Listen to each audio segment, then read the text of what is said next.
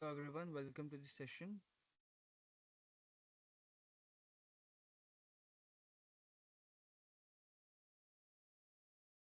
Everyone, welcome to this.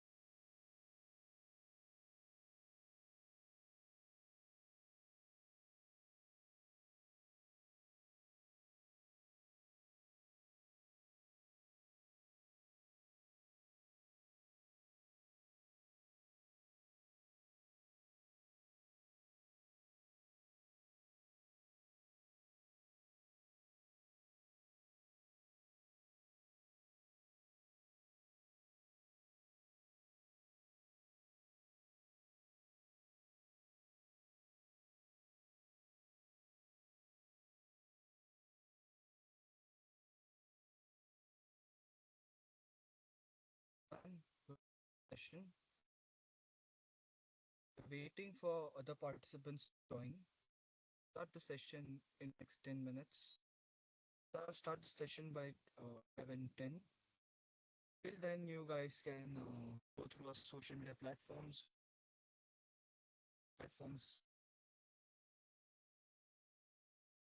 go through our meetup community.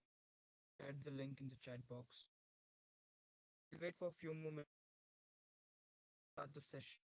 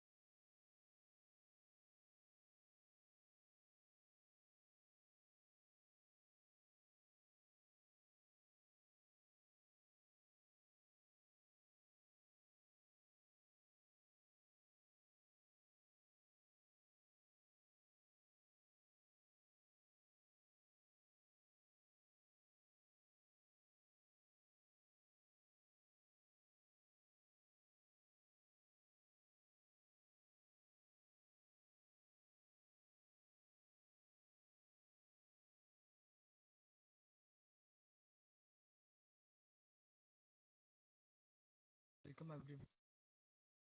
Wait for 5 more minutes at the session.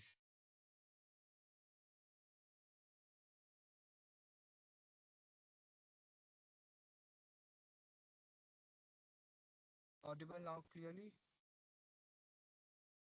Voice is very low. Is it possible for you to increase the volume? Am I audible now clearly, sir?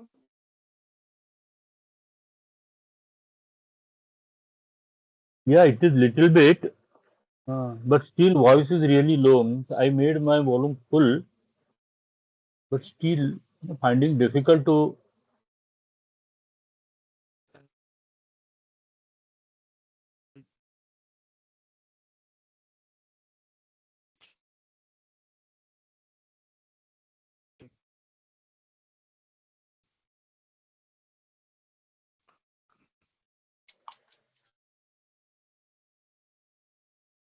Or is it still low?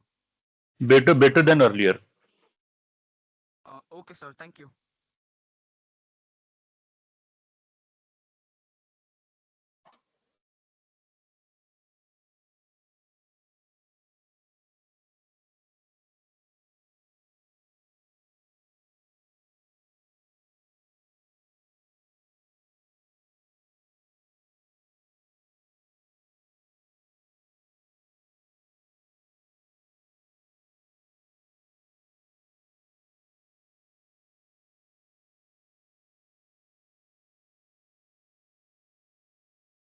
Can you repeat your instruction? Yes, so I was saying that we will start the session by 11:10. Till then, we will wait for the participants to join. Uh, Until then, you can go through our social media platforms. I've shared the link in the chat box. So yes, we'll start the session by 11:10.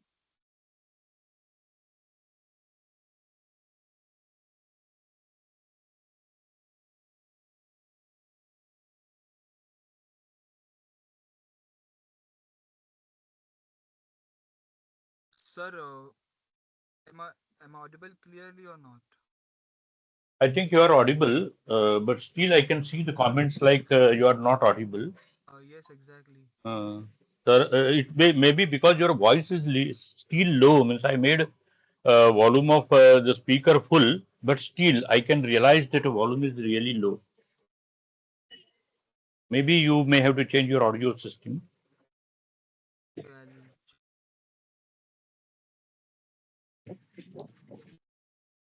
So we will start our session soon. Everybody, please note, we will start our session in next 2 minutes.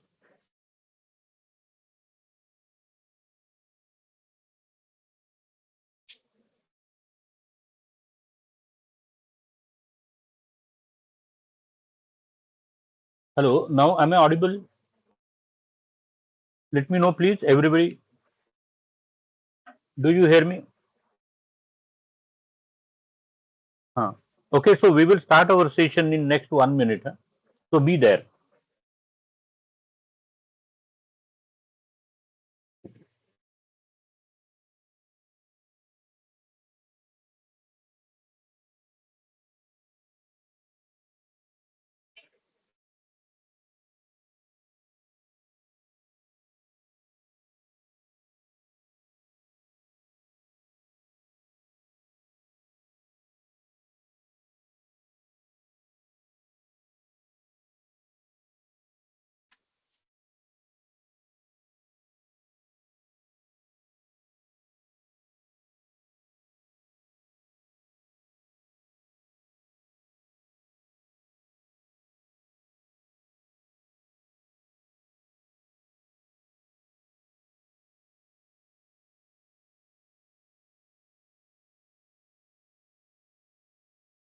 am I audible now clearly, sir? Yeah, I hope so. Means you are audible to me as I have made the volume full. Okay. I don't know about others.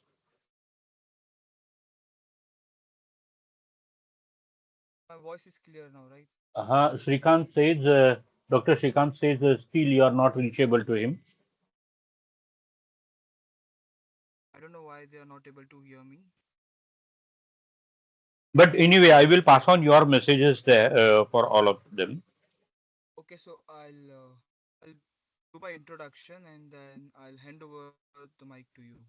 Everybody is saying, huh, it's a poor audio and voice is very low. Everybody is saying you need to fix it. Okay. Huh?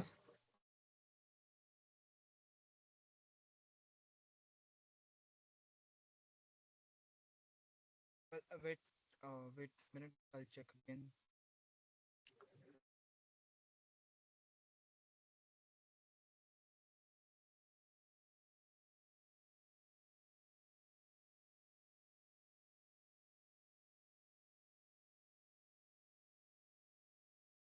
I'm audible now clearly.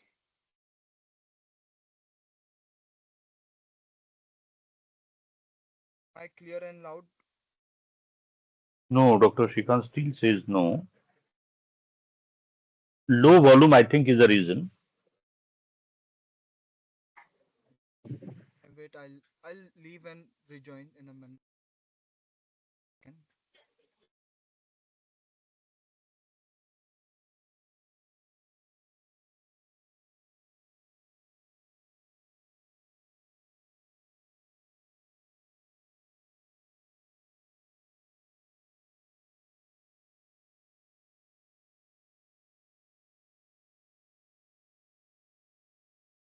What about now? Audible?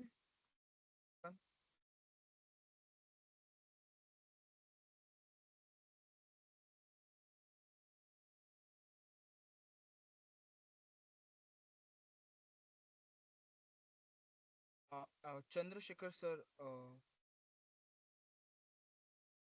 audible now clearly?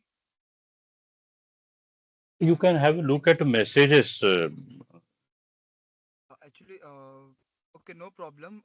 I think Chandrasekhar sir, I don't think I will be able to do the introduction part if they are That I not will do, able no to do. issue. Uh, I, yeah, so you can just give a small introduction and you can start the session. Not let yeah, everyone yeah. wait more. Uh-huh.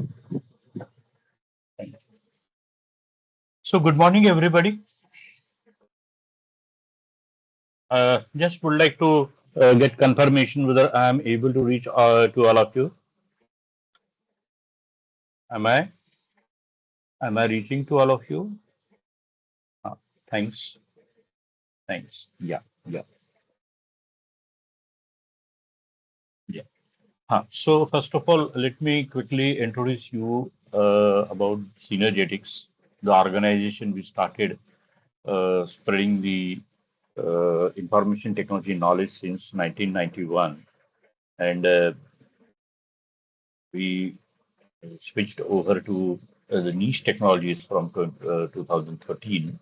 And as on today, we are rigorously working on the niche technology, specifically like the today's niche technology is Gen AI, but otherwise, I did work. I started my work on machine learning when it got introduced in Databricks platform in 2013. So many such niche technologies in different sections of the information technology, we all of us are working. Huh. Yeah. So um, here now, this is an era of generative AI, cognitive services, CNN, RNN, and RNN, neural network, deep learning, and our team is rigorously working on these technologies. We do provide trainings, project-specific trainings, catalog-based trainings, as well as we have a team of consultants. We offer information technology consultancy also, and yes, all of us are actually trying to get as much experience as we can, as well as trying to impart our knowledge all over. I will say all over the world. I'm Chandrasekhar Deshpande. I am in this profession since 2005. Before that, I was in uh, development, designing, and architecting of softwares. I started working on analytics in 2014, and thereafter, then Spark, Databricks. Thereafter, I moved to clouds, AWS cloud, and then Azure cloud. I started working on generative AI since 2022. Okay, and yeah, I got enlightened when Azure also offered many artificial intelligence services on their platform, and thereafter I started taking trainings on artificial intelligence, and in that area my team kept providing consultancy also. Not yet. I am not sharing my screen. I just introduce myself and let me set the agenda for this one day session also. As on today, everybody wants to improve their profile by by acquiring the recently demanded knowledge in the market and accordingly making the profile impressive. And one of the important factors is to apply and win different certifications. So there are AWS and Azure certifications. So here in this training for whole day, we will talk about AI 102 training. Now, AI stands for artificial intelligence, and this 102 training basically is an intermediate level training for data engineers, data scientists, AI engineers, and AI developers.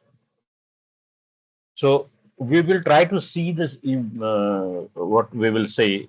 Uh, this AI world, we will try to see how magnificent this world is, and thereby we will also see how it is simple to attempt for this certification. Uh, from where you will get the material, how you can you can attend the courses and how those courses will also benefit your attending, how you can get the badges also when you attend the courses, you do get the badges also. Okay, so badge also improve your profile, make it impressive. Okay, certification obviously. Architectural level, yes, there are EZ certifications available in architectural level also. But here there is no special AI architecting certificate introduced as of now. So, but here, in order to understand AI architecting, the first thing is to understand prerequisite to understand this course. No, there is no prerequisite to understand this course, barring you should have some better proficiency and hands-on on Azure portal and Python also. So those are, I will say, yes, they are prerequisite only, but otherwise there is no other prerequisite. So for architectural level, first of all, good to understand all the nitty-gritties and conceptual, foundational and conceptual understanding of the technology. So even if you are planning to go for architectural level, I will always recommend to go for this certification first, and thereafter you can go for architectural level. Okay, so I'm sharing my screen and I will take you to different aspects of this subject. Remember, small part of this today's discussion will be on certification, but major part basically is to uh, look at the magnificent world of artificial intelligence. So let me share my screen and let me know whether the screen is visible to all of you.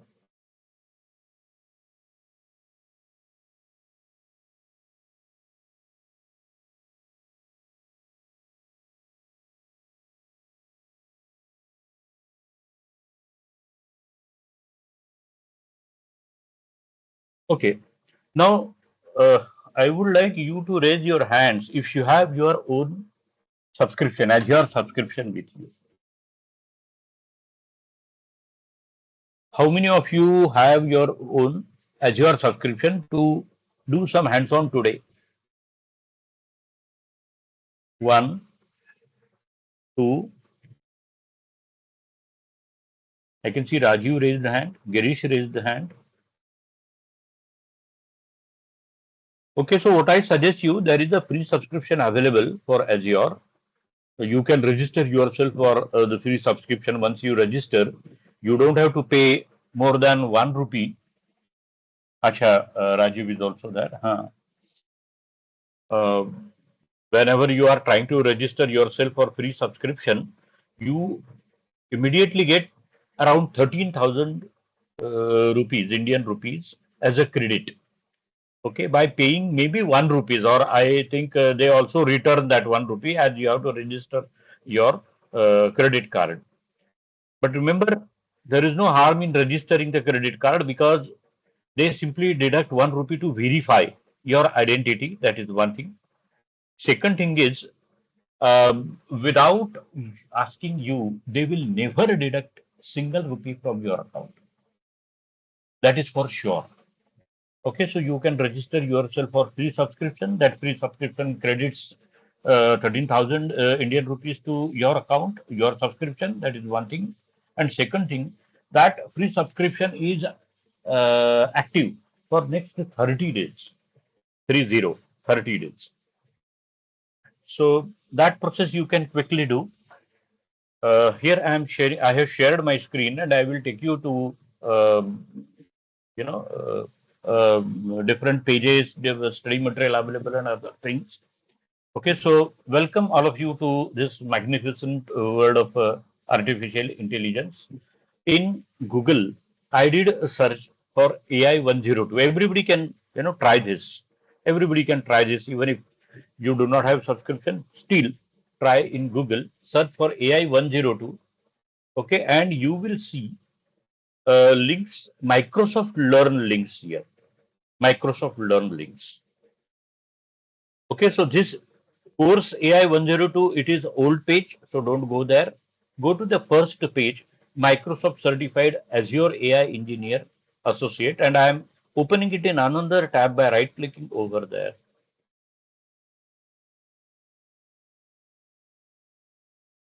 At any place, if you want, I am going little fast and you want me to wait for a while. Okay, don't hesitate to unmute yourself and ask me to wait. Or you can put any message in chat. Okay. Yeah. So see, I am on this page, Microsoft Certified Azure AI Engineer Associate. Level is intermediate. Intermediate. Subject is artificial intelligence. Recently, this page has been updated, and exam has been updated in June. Yeah, your display is not available. Let me know from others whether my screen is reaching to others also, or is it an issue being faced by Mr. Balakumar only? Okay, so Mr. Balakumar, please,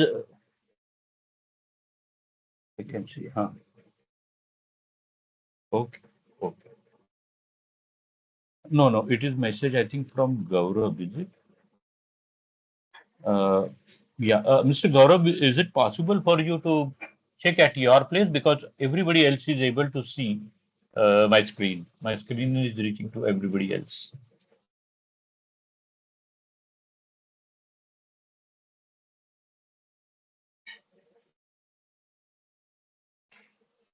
Hmm. Okay, okay.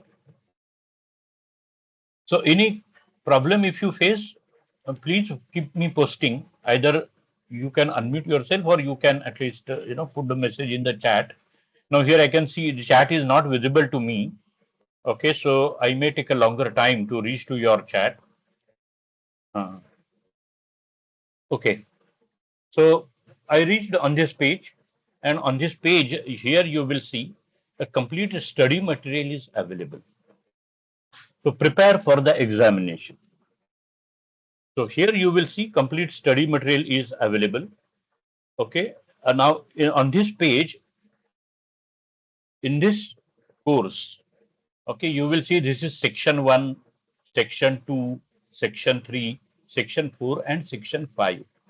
Complete curriculum has been divided in 5 sections. Let me go to the first section now. Every section has its weightage also. Huh? So some section may have less weightage, some section may have higher weightage.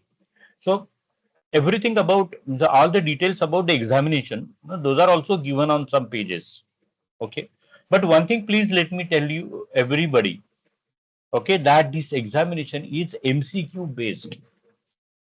There is no practical examination. There is no descriptive examination. There is no, personal viva.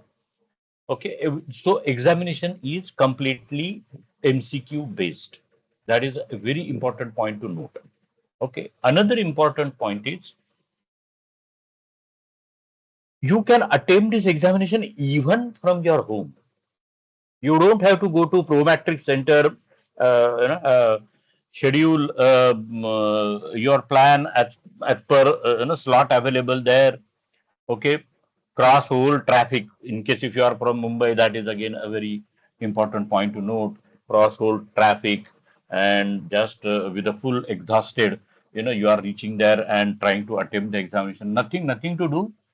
Okay, you even can attempt this examination from your home.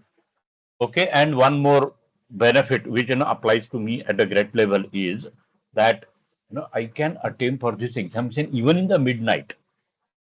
Okay, because I am habitual to burn midnight light. Okay, so there I can go for this examination even in the midnight when my family members are they have gone to the sleep. I can lock myself in the room and I can attempt this examination. And there is no great deal at all. Very easily we can do that. As far as Girish question is concerned, are we covering all these sections today? So the answer is no. All these 5 sections, okay, every section takes around a day also. So actually the course is of 5 days where all these sections are covered in detail. Okay, every section has labs. So total course has around 26 labs. 26 labs. Okay, and in course, we do cover 15 to 18 labs, uh, and that too are which are really difficult. I mean to say, simple labs we just leave for you to do as a part of the homework. Okay, but otherwise, in the 5 days of training, 15 to 18 labs also are covered. Okay, and in that training, okay, not only this study material is available, but complete lab environment is also made available. You don't have to install different softwares in your laptop. You don't have to take permissions from your IT pro guy to install the software. Okay, nothing to do. In that lab automatically provides you a ready virtual machine. Okay, in that virtual machine you will get the software, and there every lab can be very easily made possible. Okay, so lab environment is also made available in such courses. And all tips and tricks are given in such courses, best practices of development, best practices of, designing the application. In addition to that, the tips and tricks to help you to attempt examination easily. Okay, so all those are also given in the course. Coming back, from here you can take practical assessment where you will get 50 questions, thereby to understand a sample, to understand the complexity of the question, to understand the pattern of the question. So here you will get 50 questions. Okay, you can see examination environment through the sandbox. Okay, so that also, I will always, I do always recommend you to go for the sandbox environment in case if this is your first time to attempt any Azure examination. Okay, there are preparation videos also, study material is available, preparation videos available. Okay, and all these you can be made comparable for everything, in the 5 days of the course. Now, here's some of the important sections I will try to cover. The first section is develop generative AI apps in Azure. Okay, natural language solutions, computer vision. Like I already told you, it takes a day for every section to complete. Okay, but I will try to complete the important part of the section. Okay, in this today's discussion. So develop generative AI apps in Azure. Again, there are a number of modules here. Here you will see modules. Plan and prepare to develop AI solutions on Azure. See, this is second module. Okay, this is third module. Ek minute. This is, let me collapse this. This is third module. So every module, every section has n number of modules also. If I open the first module here, okay, I can see the agenda of the first module, and here is the agenda. Okay, if I open the first module, here I can see web pages. So introduction is the first page. What is AI, AI services, AI foundry. So multiple web pages are also there. So the material has been organized in hierarchical order. Okay, and these hyperlinks will take you to the web pages properly. So I am right clicking on the web page, and here it will take me to the introduction of the generative or introduction of the artificial intelligence. Okay, so now what is artificial intelligence? What is machine learning? What is deep learning? What is generative AI? Okay, so first of all, let us go with, okay. I have got a question. We are covering all these sections. I already answered it. Acha, that's a good suggestion. I will, let me share that link here in chat.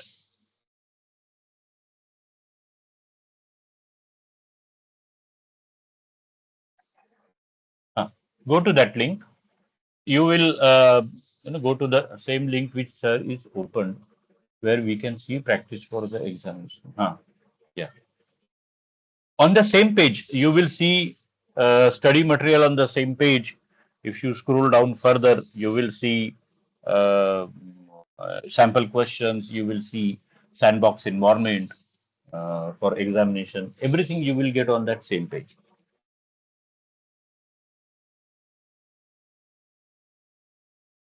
Okay.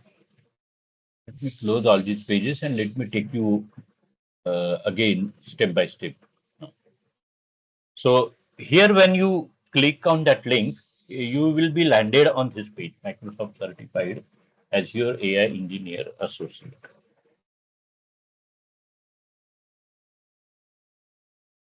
Yeah. Develop generative AI apps in Azure. So this is the first section. There are 5 sections. Section 1, Section 2, Section 3, Section 4, Section 5.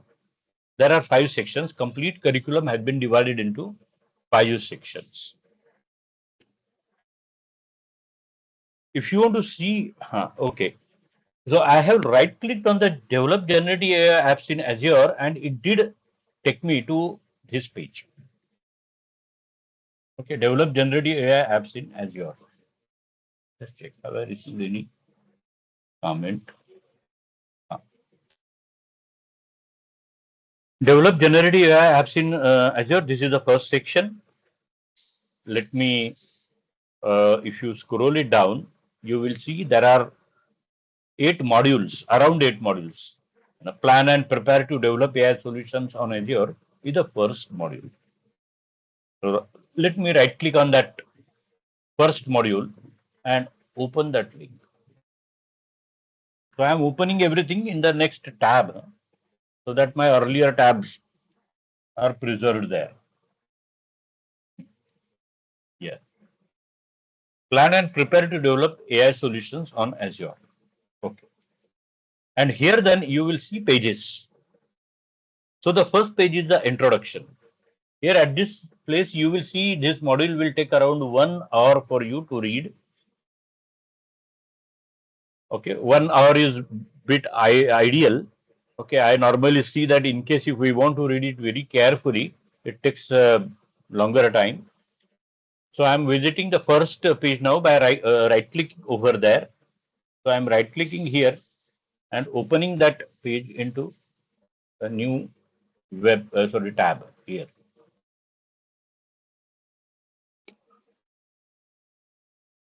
Okay, so here we will see some of the terms like what section covered.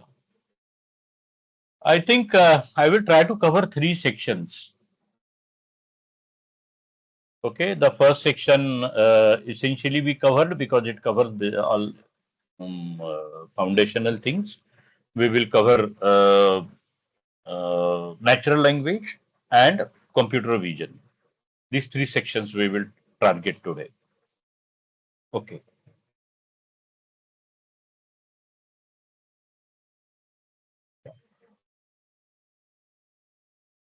Okay, and see, Shubha has shared you a link to redeem your badge. Okay, so for that purpose, okay, Shubha, are you there?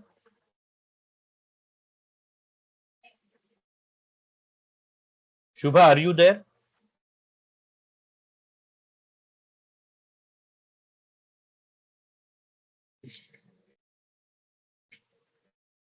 Okay, I think he is not there. Fine. Coming back, so my question was, what is artificial intelligence?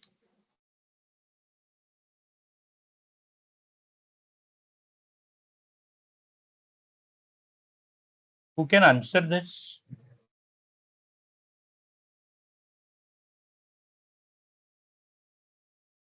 What is artificial intelligence?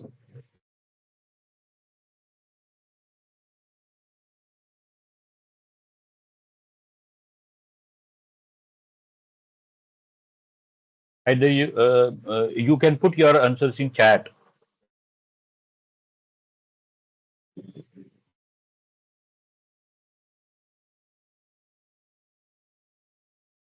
We are providing system to behave like human, correct? Machine acts as a human being. Using human intelligence, we would automate something which human can do repeatedly. Absolutely right. All 3 question answers are correct. So here actually we are mimicking human behavior. We are making a system and introducing their intelligence artificially so that that system can think the way we think, can do the activities the way we do, uh, can answer the say questions the way any human answers. Okay, so a system which is behaving very similar to humans, that is artificial intelligence. As on today, Grok, DeepSeek, ChatGPT, this is an era of Grok, DeepSeek, and ChatGPT. Like say, we call them as LLMs, large language models. Or AI is some kind of machine which will have intelligence like human and it can automate any task and solve any questions. Absolutely right. Okay. So if artificial intelligence is a system which behaves like a human being, okay, what is a machine learning?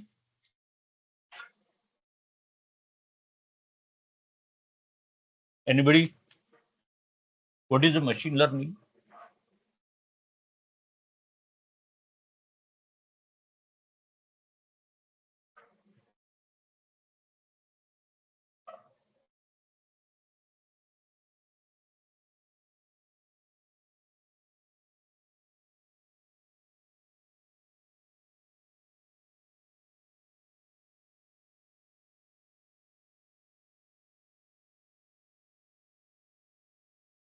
Subset of machine learning having Clustering, classification, regulation. It should be subset of artificial intelligence, I think. We will teach a machine on how to set the steps to complete a task and it can perform those tasks. Yes, yes, yes. Let me put machine learning, concept of machine learning in little bit different way. Nine. Machine learning is not a way to develop a system like human. Although machine learning is a system which can do predictions like humans, learning the workflow of any kind of machine and make it automated with AI is also teach a machine to perform any task. This is the definition for artificial intelligence.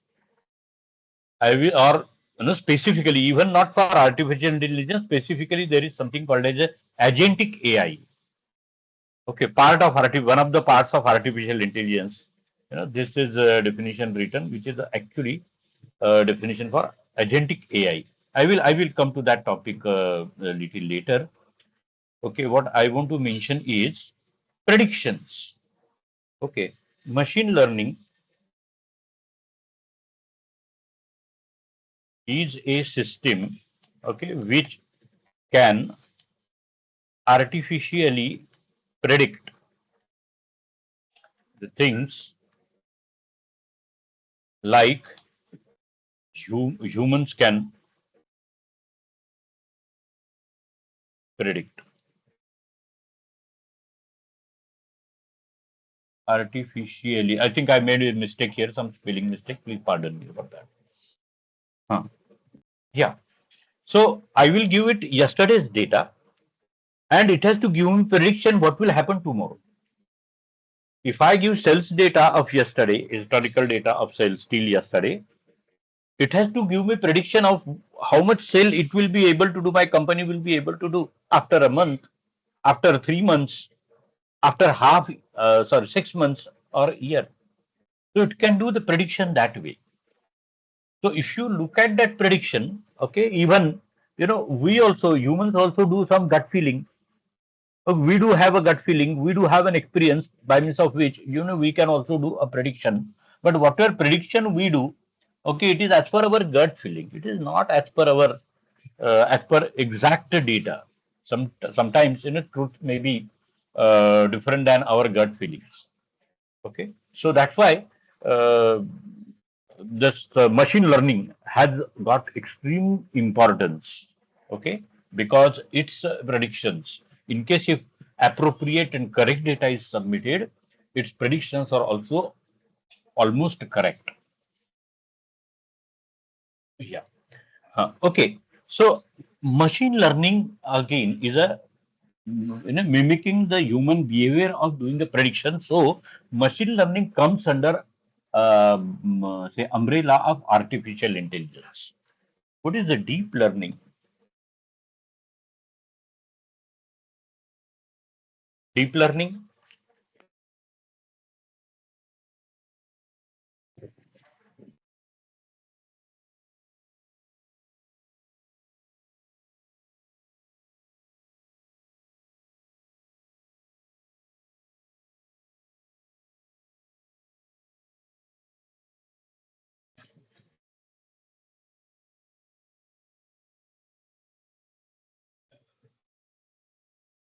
Deep learning.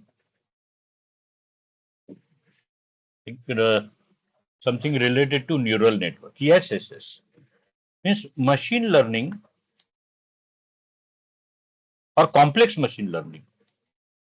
Let me make it further clear. Complex machine learning executed on special hardware which mimic, okay, human brain functionalities, subset of machine learning that uses multi-layer neural networks to analyze data and make decisions. Absolutely right. Okay, so complex machine learning, which is like making the decisions also. Okay, and now such type of complex operations are time taking. are difficult on our normal hardware. So a special kind of hardware can be evolved which works like our human brain, okay, which we call it as a functionalities called as neural network. So the way we have neurons in our brain on the same line, there are neurons in the neural nodes in the neural network, and there, these complex operations are quickly executed, and response latency is very low. Responses are very fast. So that is deep learning, and yes, correctly mentioned that it is a subset of machine learning. So remember, deep learning is a subset of machine learning. Machine learning is a subset of artificial intelligence. So all these things come under artificial intelligence. Deep learning is a subset of machine learning. Now the next question is, what is generative AI?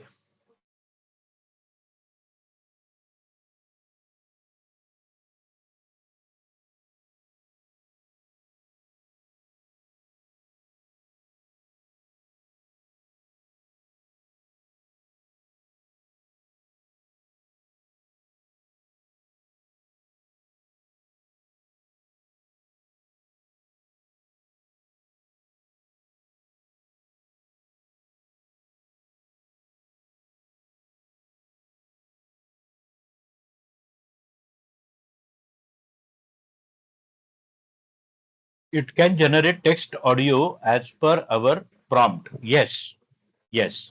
So, in case if uh, a team lead has to give some guidelines to teammates, what they should do.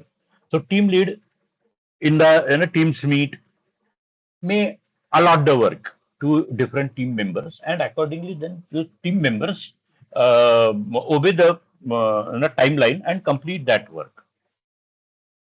So is the generative AI, where we may be giving some command to the generative AI, and generative AI obeys that command. So my command may be to give me more information on specific topic. It will provide information based on our prompts. So prompt means that that command. Prompt means the command that we are giving to that generative AI system, mentioning what we are expecting from it. Okay, generative AI is a branch of artificial intelligence that focuses on creating a new content like text, yes, text, images, music, videos, or even software code. Very correct definition. So your command, your prompt may be asking it to to write some text. Text may be writing email, writing some draft, writing some proposal. So through the prompt, you can ask it even to write a proposal. Okay, you can ask it to write some, draw some images also. So in advertising sector, some imaginary images are to be drawn. So you did not have to have a painter with you. This generative I can draw images for you. Even software code also. Now, developers need not have to, think a lot and spend a lot much time in writing the code. Generative AI is for their help, where generative AI will write a code for them. That code may not be 100% correct, but that code normally is around 90 to 95% correct. And that 5%, changes you may have to do as per your specific requirement.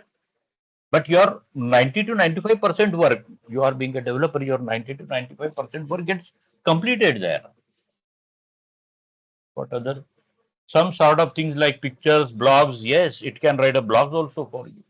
It can generate text, audio as a, yes, yes. So generative AI, okay, is a subset of deep neural network. Okay, subset of deep neural network. Okay, so generative AI also runs on those neural network machines, that special hardware. Okay, because job of generative AI is really complex. It has to, you know, create the sentences the way we create the sentences. Okay, subsets of deep neural network. Okay, submit a prompt to it. Prompt is a text. Huh? Text. It can be audio text or script text. Huh? And it will return the text. Okay, this is one application, one use case that it will return a blog or it will return an email. Other applications can be it will draw an image for you, it will compose a music for you. That is also possible. Okay, if you ask it to compose a new song, okay, on the line of that old age composer, Master Madan Mohan, okay, late Lata Mangeshkar, sung many songs for him. Okay, and you wanted to compose such type of songs. Every composer has its some USP.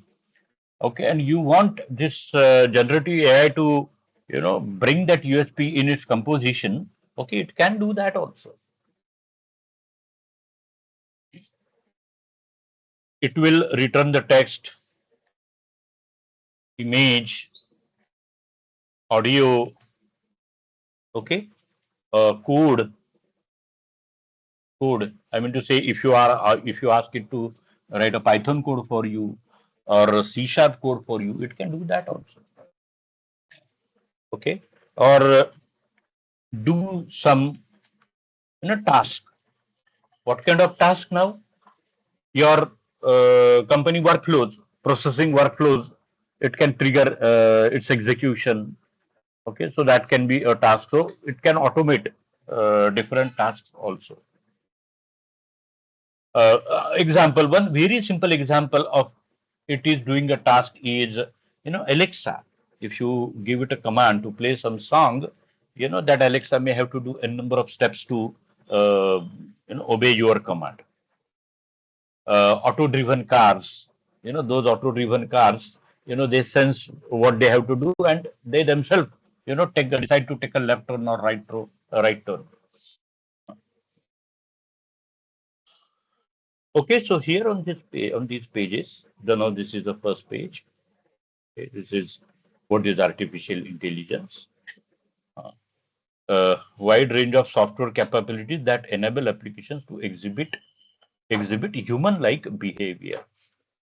AI has been around for many years, and its definition, so human-like behavior, that is artificial intelligence.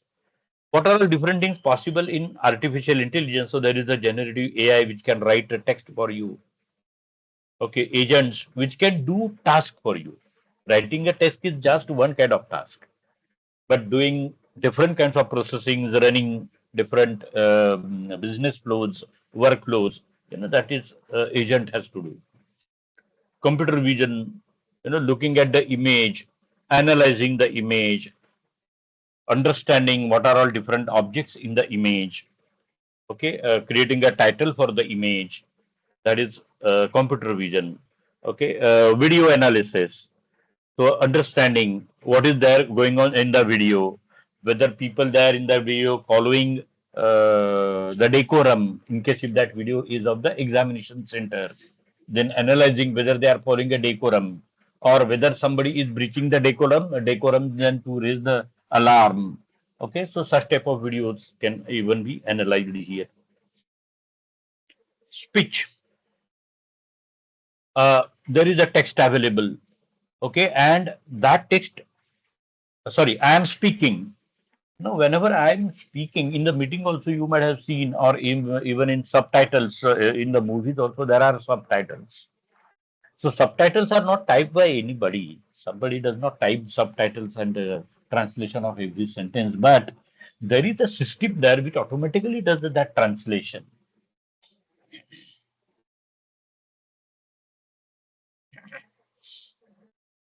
So that is speech. So from the text, from audio to text, that is from audio to text. Subtitling means from audio to text. Exactly opposite, from text to audio. Now, in on the YouTube, you can see many news anchors.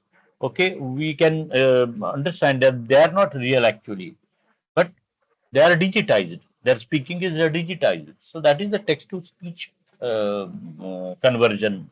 So that is also possible. Natural language processing, in case if you have given it a longer draft, okay, then it can create summary of it. Okay, so that is natural language processing. Identifying say sentiments from the sentences, whether it is positive or negative. So whenever you are submitting it a feedback.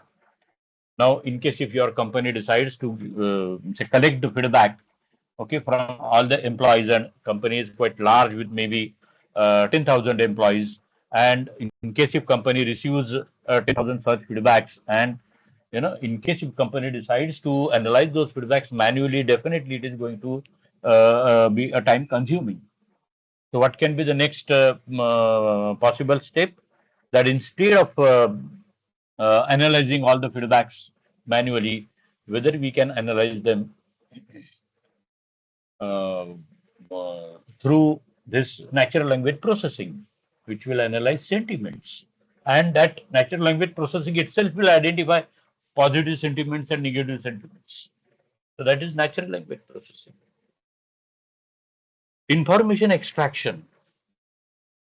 Information extraction means lots of information is given, for example, maybe in the form of PDF documents, images, architectural diagrams, there may be some audios.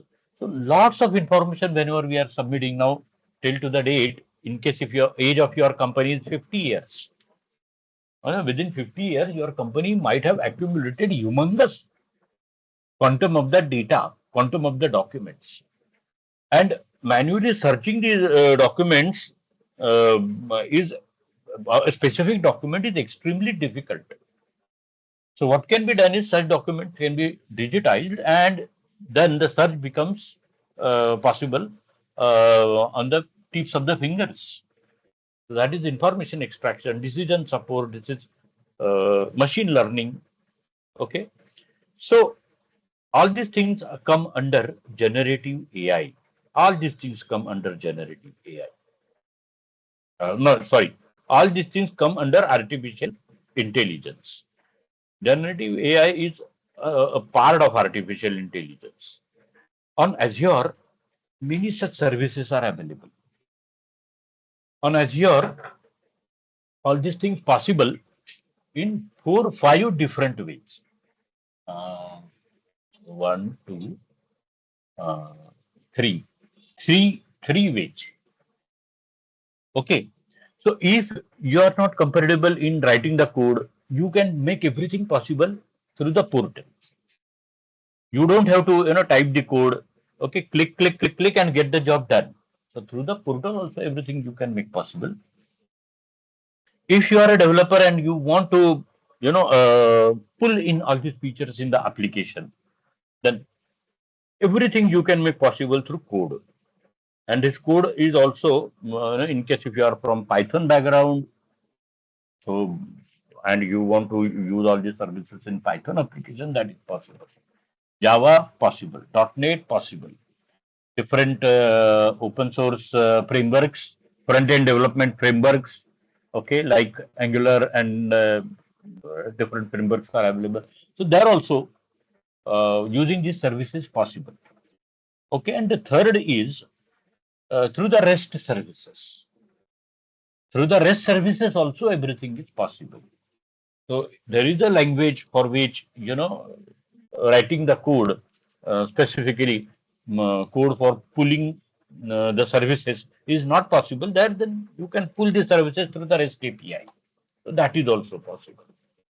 Okay, so different services are available on Azure, and Azure offers you full spectrum of AI development, AI application development, full spectrum. So Azure OpenAI is possible. That is also service. OpenAI everybody knows.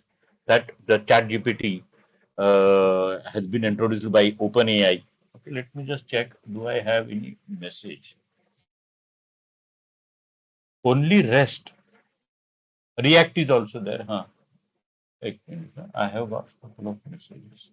Agentic AI, for example, generative AI can only provide you information about a flight, but agentic AI can take actions. Okay, can book a flight for you with a prompts. Agentic AI is combination of different agent AI which can be done automatically. So workflows. Now workflow means what? Different steps are to be processed in appropriate sequence, and maybe between two steps, some decisions have to be taken. Okay, so those are workflows. So agentic AI can run workflows. Generative AI is, again, generative AI takes a prompt and but returns a text for you. Agentic AI takes a prompt from you, but completes some process, run some workflow. That is the difference. So Aditya, you are correct.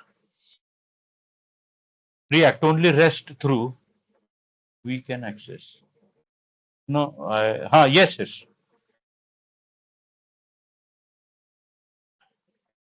GoIbibo application will help us to book a flight ticket for Emirates. This will in turn connect to Emirates API to book tickets.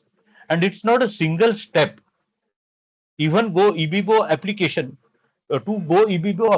you can ask to book a flight of that, say, company, okay, which is offering me uh, least price. So it will identify, it will visit, say, flights of different companies will gather, cost of the flight and will suggest you. Not only it will suggest you, it will ask you whether you want to confirm the booking. And if you say yes, it will complete the booking also. So multiple steps it can run for you. So that is agentic AI. Agentic AI is an example of Azure Open AI. Nine. No, Ravi. Agentic AI is I will say, next level technology of Azure Open AI.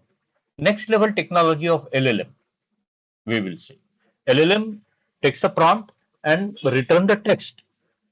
But agentic AI is a way to develop the workflow, process flow in such a way that multiple LLMs can be interacted.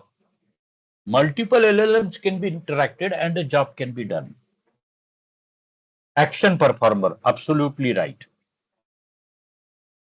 Agentic AI is an action performer. Okay, it can autonomously take the decisions. Okay, it can do some complex processings. It can interact with multiple LLMs. Okay, and finally, it will ensure your job has to be completed.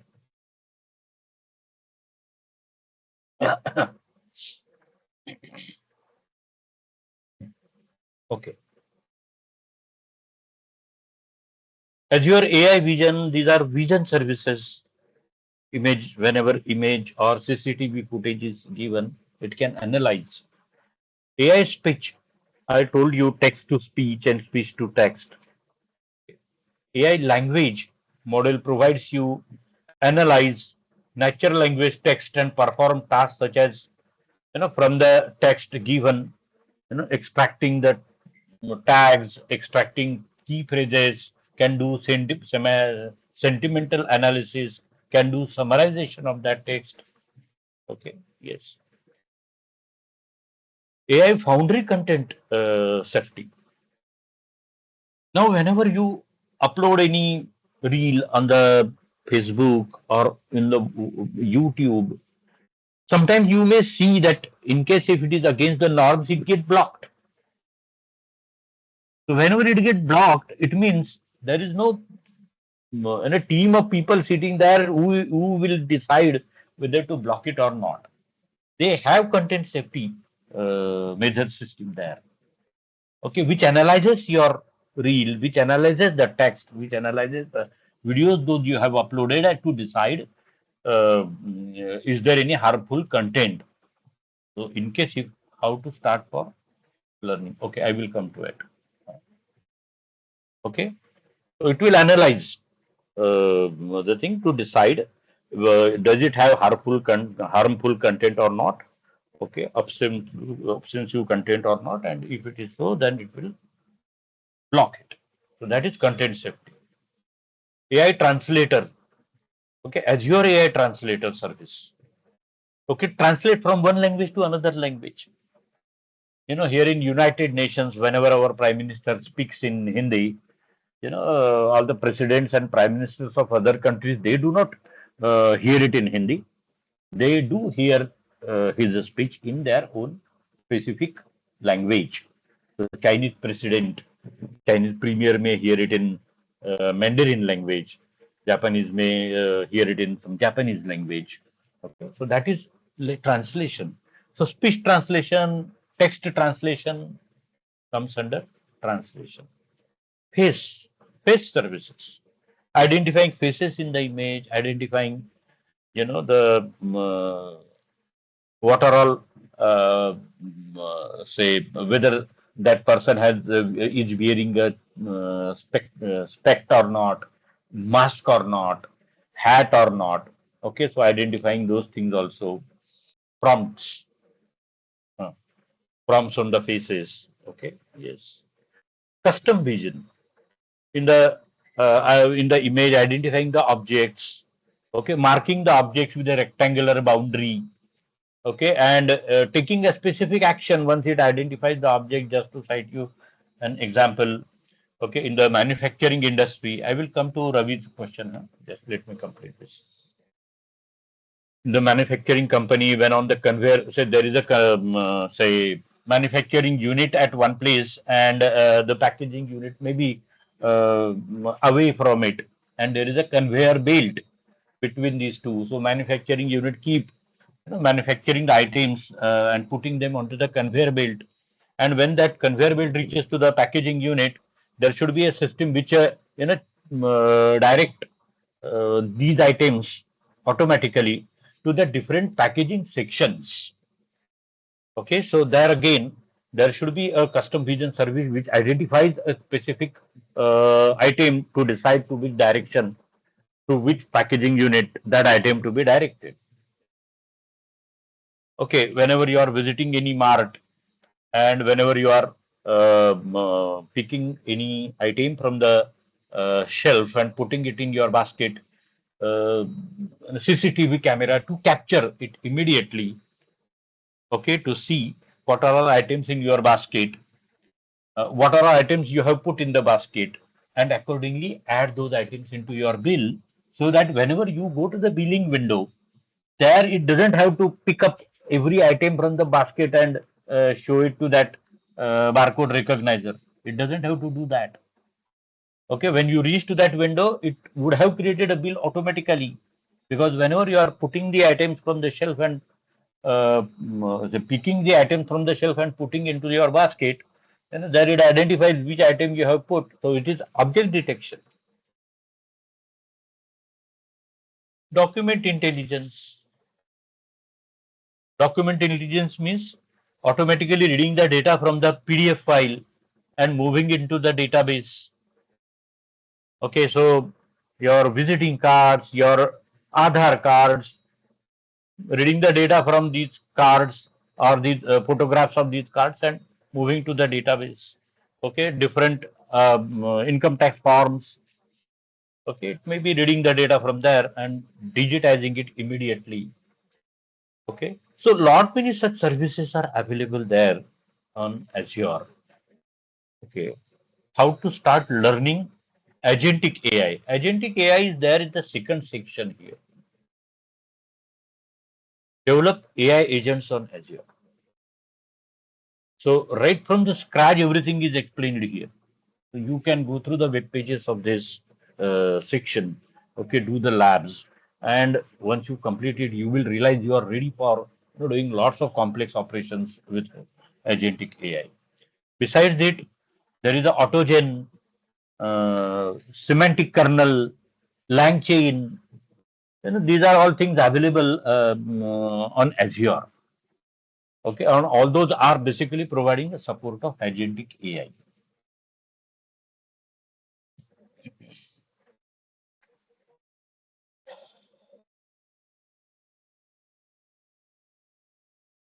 Azure AI Foundry. AI Foundry is a portal what Azure is offering to you to do end-to-end development of AI applications. We will work with the Azure AI Foundry. So we will see that Azure AI Foundry portal also.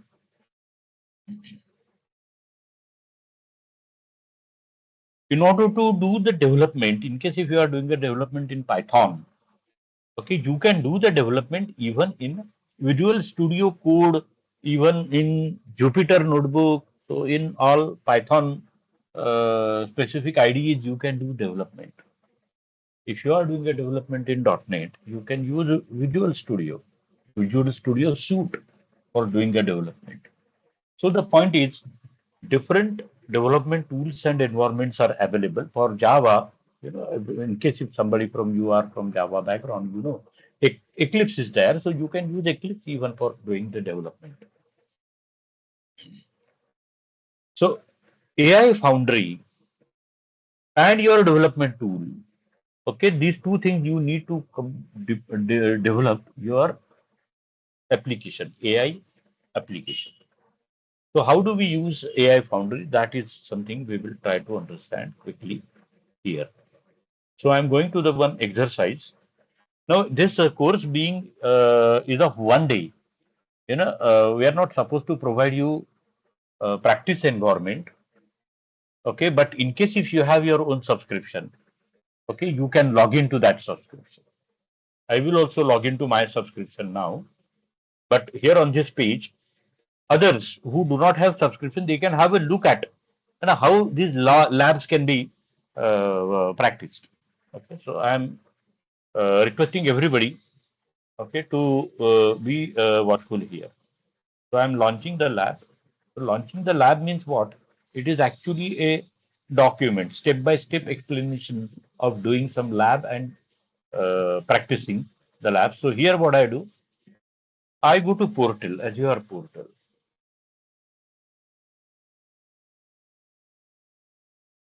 But one more thing,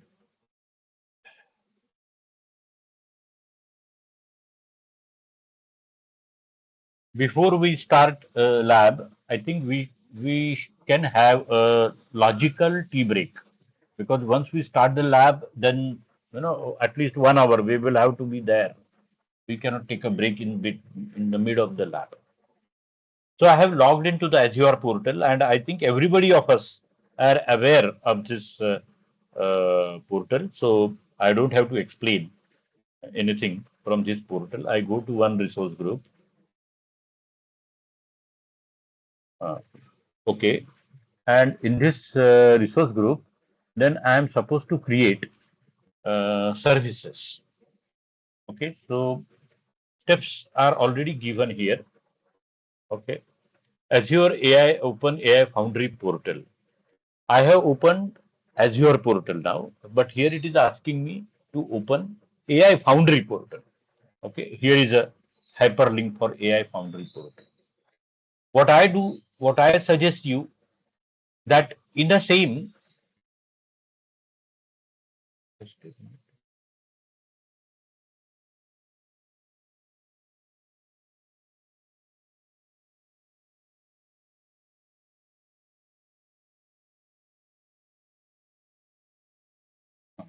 yes,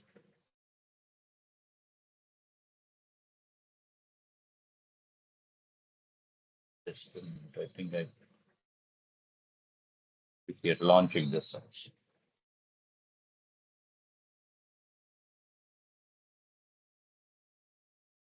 Portal.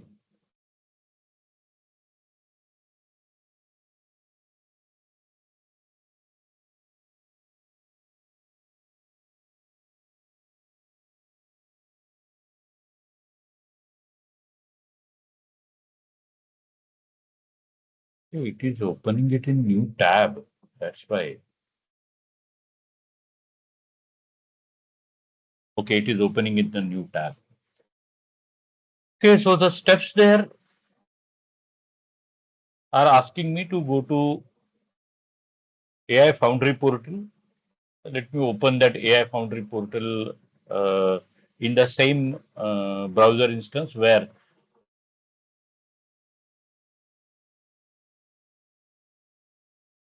uh, okay, so here itself, let me open AI Foundry portal in the same instance where I opened Azure portal.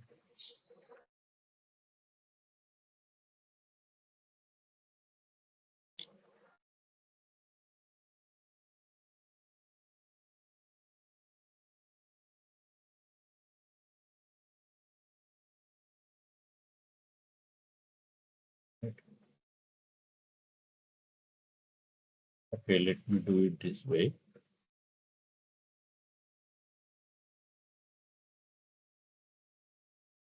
Let me do it this way. Let me open in private window.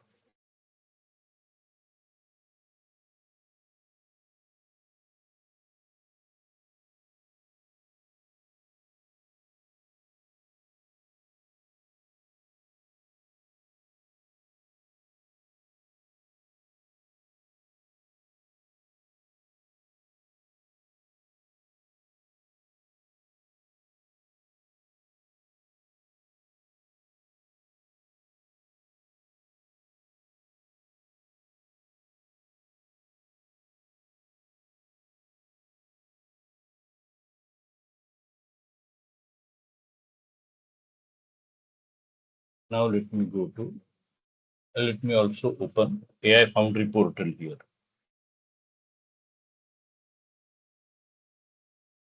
Huh. So I am in AI Foundry portal. Let me sign into AI Foundry portal here.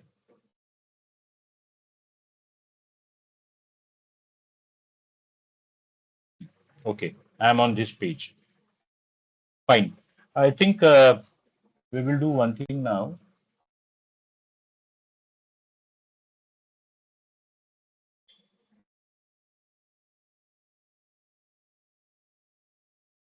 It's almost 12:20. Difference between AI agent and agentic AI. I think today's session. No, agentic AI. I am not targeting today for the reason that all of us are new to that topic. Okay, and until and unless all the basics are covered, I cannot touch to agentic AI, and in one day, not possible to cover the basics. Could you please explain difference between AI agent and agentic AI? Agentic AI generalized term, and AI agent is implementation of that generalized term in Azure. So Azure is calling its agentic AI services as AI agent. Okay, which link you want me to share? This lab link.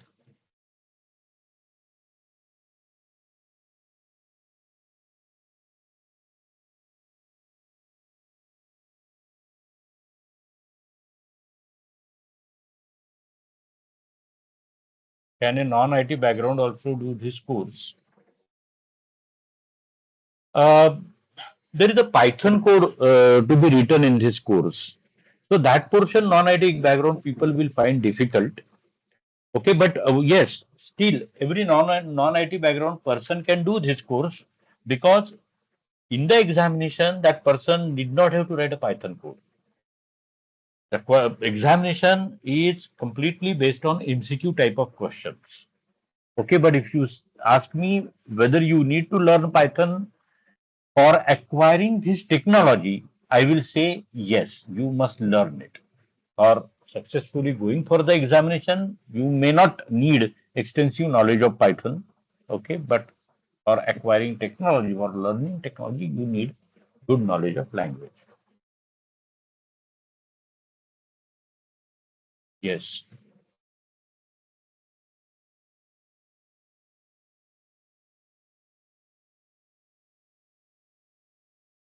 Huh.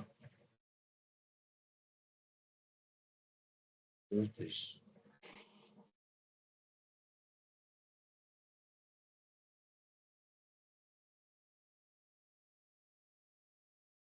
Yeah. So I think at this tape, okay, here OpenAI Foundry portal. I already have opened the portal. Okay, here I am. Here is the portal. This is AI Foundry portal. Okay, and on this AI Foundry, see in the left up corner, you will see Azure AI Foundry. If you scroll down, there lots of latest models are available here. Latest models are available. So we will do one thing. It's a time for us to take a quick break. Okay, it is 12:20 almost. Okay, just want to know by what time should we resume our session. So where to learn essentials of Python? Okay, I will answer you, Raju. First of all, let me know. Okay, how much time of break should we have? I don't know your workplaces whether you can have an access to the coffee cup quickly. That's why I'm asking.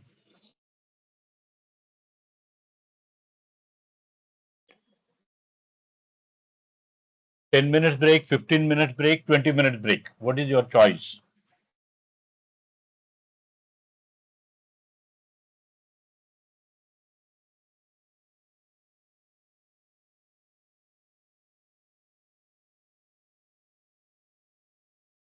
Okay, I think I have got two selections of 15 minutes, so let me make it 15 minutes.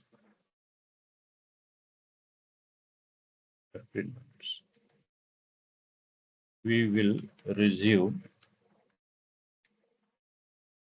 by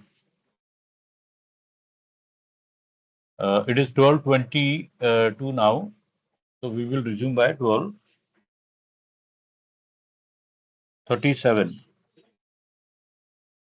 36.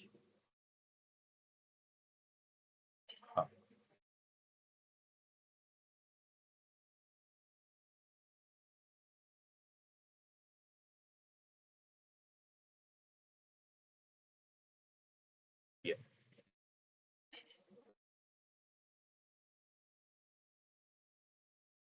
So I got a question from where to learn the Python, essentials of Python. Rajan, I will answer your question. It is in my mind. I will share some of the links for you. Okay, so that also you can refer to. We will discuss this point separately.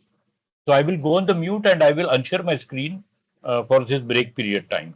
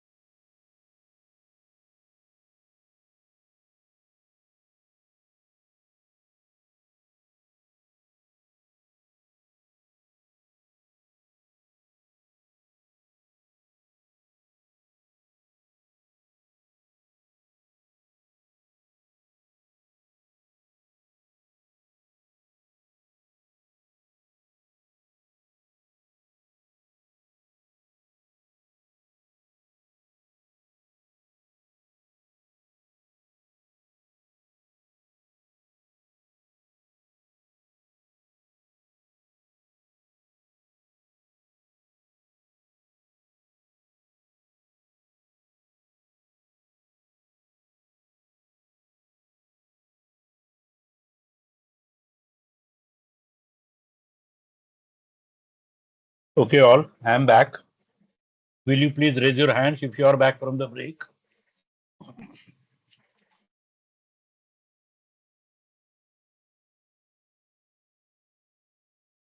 Yes, I can see 3 hands raised,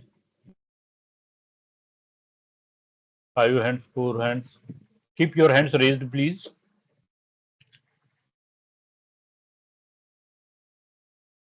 Don't let it down your hands so that we will get a final count.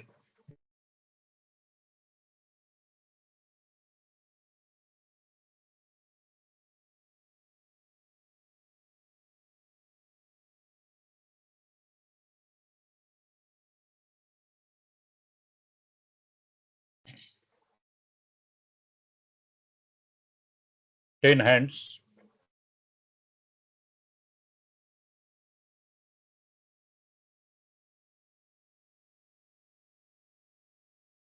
11 hands,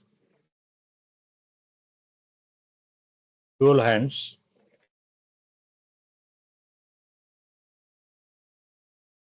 I can see only 12 hands raised. I am waiting for at least 15 hands to be raised so that we can resume our session.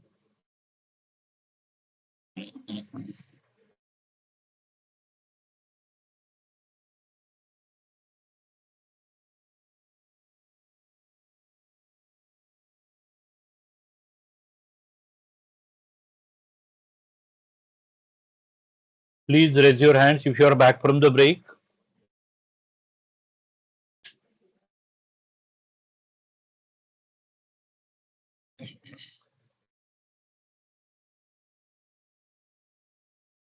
Thirteen hands.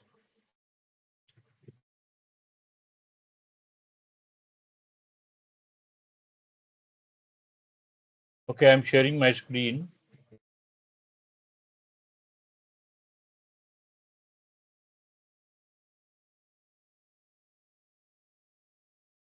Yeah. So here we have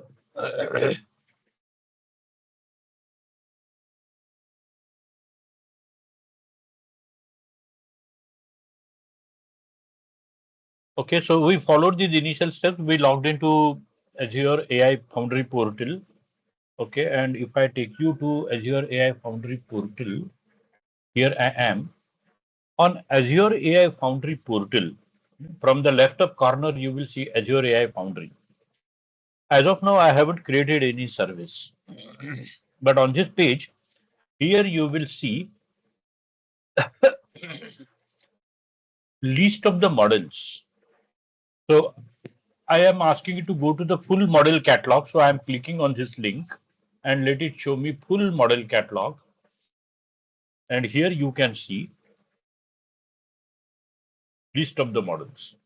So group models are available, GPT models are available, Flux models available, O models available. Here are O3, O4. 5 models available. Here are 5 models. Cohere, Embed, Llama. See, Llama models are also available. DeepSeek. Okay, so it's a really long list, and you can go through the multiple pages, but it is really extensive list of the models available here. Okay, going back to AI Foundry page, and on that AI Foundry page, okay, the next step, what next step is asking me to do is to create a project. But for creating the project, what it is asking me to search for GPT-4o model and then click on use this model. So how do I search for GPT-4o model? So here in the search for a model, see explore models and capabilities. Here I simply have to type GPT-4o. Here it is. So you have to select that model. Now see what actually we are doing. We want to create a project. What do you mean by project? Project is a workspace where you will do every development. Okay, so when I am selecting the model and I am deploying the model for that project, After I selected, I try to deploy, it will realize that there is no project existing. So it has to first of all create the project. And inside that project, then it has to deploy that model. So here I am selecting this model.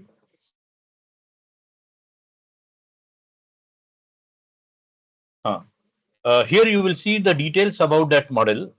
Here you will see its performance benchmark parameters also. Okay, and comparison among different versions of the models can also be seen here. Okay, what I am supposed to do is details about the benchmark can be seen from this tag also. More information about licensing can be seen here. I click on use this model. So when I click there, you know that when you prompted to create a project, enter a valid name for your project and expand advanced options. So here I have to give some name to the project. So maybe project today's date 2025 hyphen 13 sorry 09 13. Yeah. So this is a new project. Okay. Automatically to the project name it has extended the word resource. Okay. So it will create a resource AI foundry resource with this name. Subscription is already appearing there. Here I have to select the resource group. Okay. I already have shown you that we will work in AI-102 resource group. So that resource group name, let me select from here. And the region. Normally, I do not, go with East US2 region for the reason that, not all the time I will get enough resources there in my subscription, in free subscription or in my subscription. I normally prefer to go with a Sweden Central. Sweden Central. So I too recommend to you to practice for this. Okay, you select for Sweden Central. Okay, because not always you get all the resources in East US too. But if your account is a corporate account, then you will get a resources in East US too also. But free account, MSDN account, okay, better they go for Sweden Central. I am clicking on create, and hereafter it will start creating the AI Foundry project.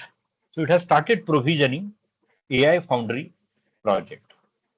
Okay, any question if I have received? How to identify, select a model? Can we follow steps with you? Yes, Tarun. You can follow steps with me. Okay, Ravi has asked me about the cost.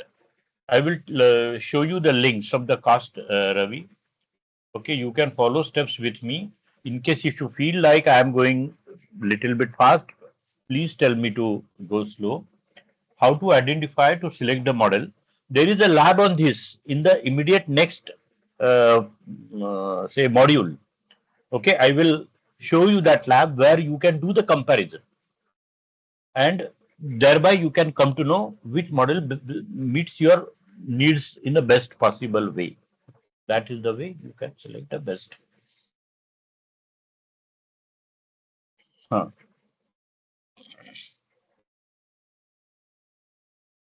See, every lab and all these aspects we cover in our 5 days course extensively. So even on cost, even on doing every lab, even on all the labs of the agentic AI, we cover in our course.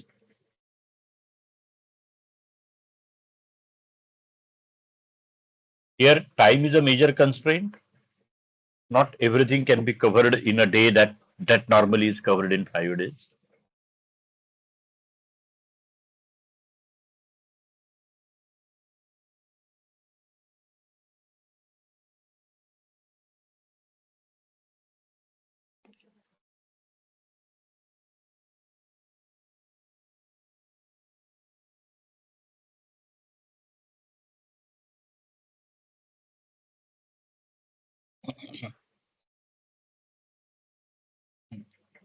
So for me, project has been created. Okay, and now it is asking me about the deployment of GPT-4o. GPT-4o. So project has been created, and now configuration for GPT-4o. So in this configuration, while naming the deployment, let me add the word deploy here. So I will come to know this is the name of the deployment and not the name of the model. Okay, deployment type, whatever be default mentioned there. Okay, I am clicking on customize to reduce the capacity size. Okay, if you look at the lab steps here, okay, it may also be recommending you to reduce the size tokens per limit to 50K. Here that step is asking me to reduce the token size to 50K. Okay, so for that purpose, I have to click on customize. 50K is already there, tokens per. So then I did not have to click on customize. Okay, capacity is already 50K. So I can click on deploy and it will start deploying this model. This deployment doesn't take much time. Within fraction of a minute, it has to complete the deployment.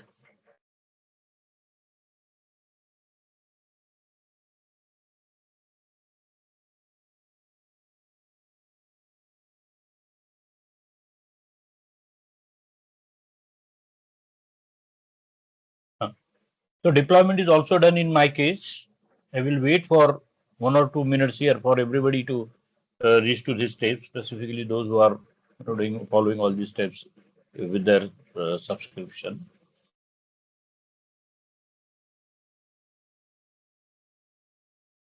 So now once deployment is done, I have to reach on this page.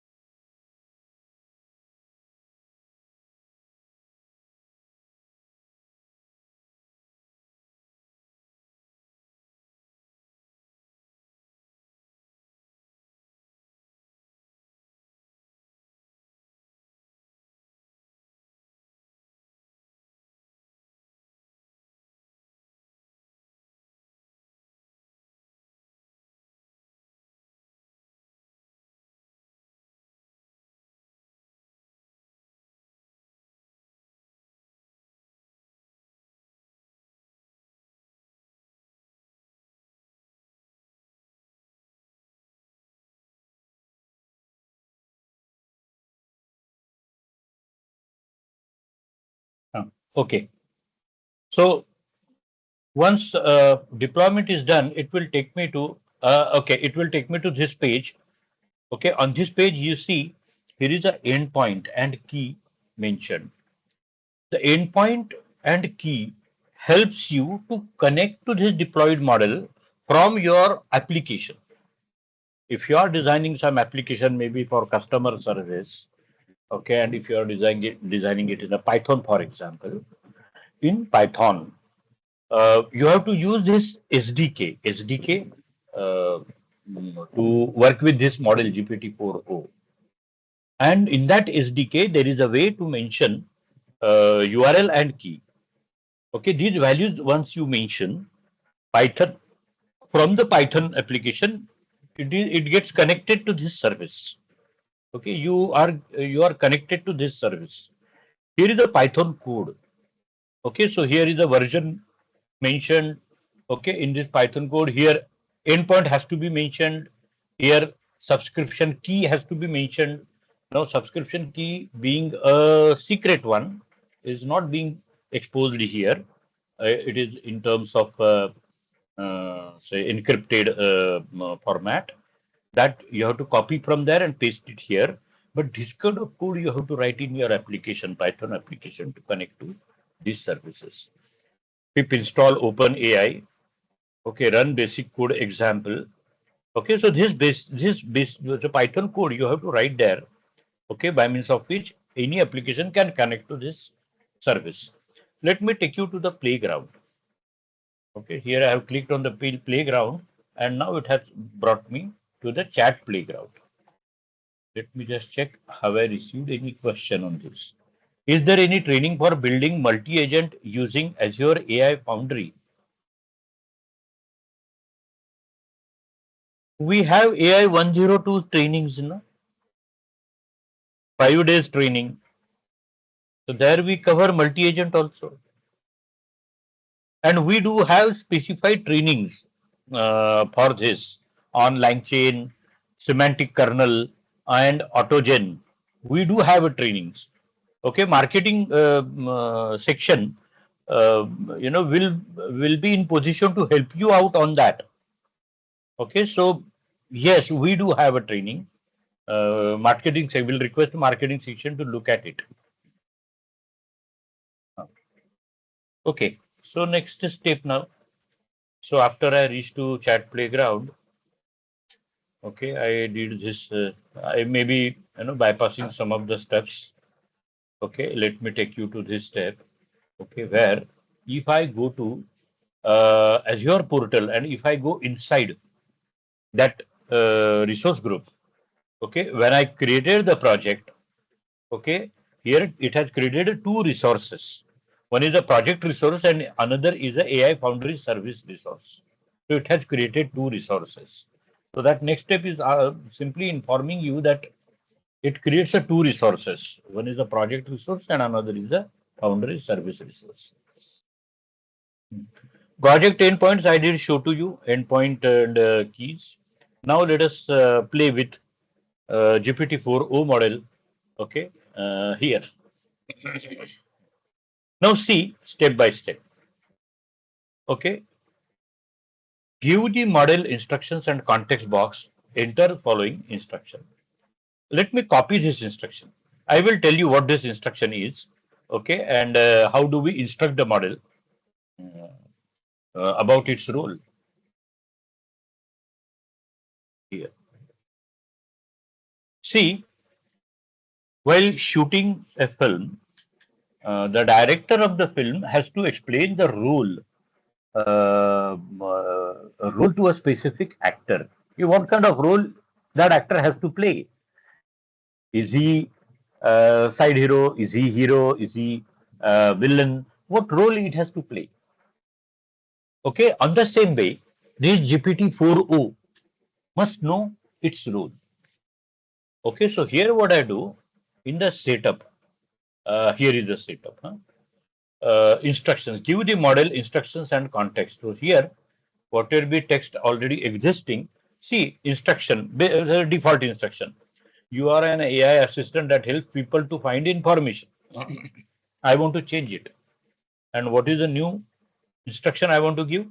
You are a history teacher who can answer questions about past events all around the world. Okay, so that is instruction what I am giving.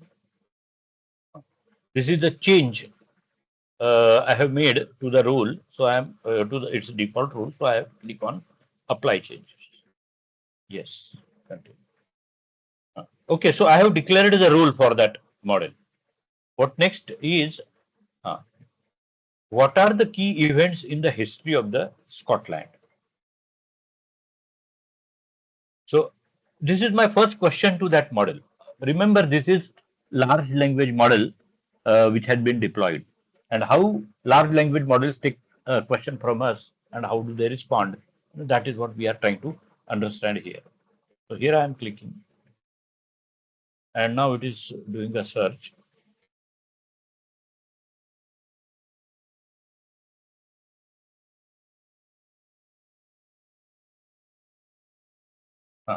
And here you can see it's a response. Scotland has reached. So I am asked. I did ask it for the history of the Scotland, and here it has explained you the history, prehistoric and ancient Scotland. This goes to 4000 BCE, Bronze and Iron Ages, Roman invasion, okay, Kingdom of and Christianity, unification of Scotland, okay, Viking Age, wars of say independent law. This is a very long history what it is giving. Remember, this history is not, I mean to say, The words and the sentences, whatever here mentioned, are not, written there. Your LLM has created this text from the knowledge, whatever it has. So somebody already has taught this model on this knowledge. Okay, that model needs a training, and somebody, I mean to say, OpenAI. Now this ChatGPT is of OpenAI. Now OpenAI already trained this model rigorously for many days on humongous knowledge, humongous size of documents, and that knowledge can answer your questions now. Huh. So here is the answer what it has given. So this is how, okay, your model, to your model you can put the questions. Okay, my next question can be about Indian history. Okay, what is a history of India? I can ask it Indian history also.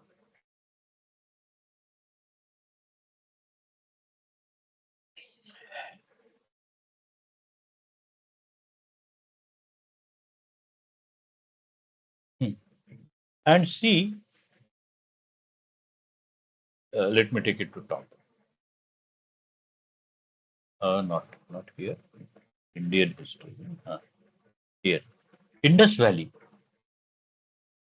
Indus Valley civilization. So actually, it has been, trained for the history from Indus Valley civilization, because prior to that they do not want to put that history. Okay, because they want their civilization to be oldest one. That's why. Vedic period. This is not Vedic period. Vedic period goes 17,000 BC, 17,000 BC. Anyway, it will be, giving this information based on whatever the knowledge it has been trained upon. Rise of kingdoms, Maurya, Gupta, medieval, okay, Delhi Sultanate, rise of Mughals, decline of Mughals, colonial, British rule, independence movement, see, Republic of India, economic and social reforms, recent developments, uh, cultural contribution. Okay, so that's how, you can verify uh, whether model is giving you answer as per your expectations. Okay,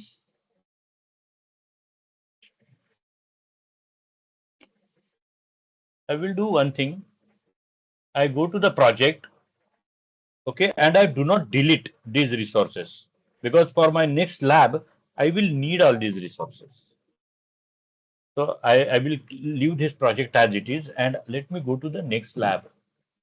So I completed a lab of my first module. Okay. Now let us go to the next lab. Choose and deploy models from the model catalog in Azure AI Foundry. See, in the training, we take you through each and every page and bring to your notice the important portion. Okay. We draw diagrams, we explain the concept through the diagrams, which we call it as a visual uh, concept visualization. Okay, and then we give you hands-on with your pace.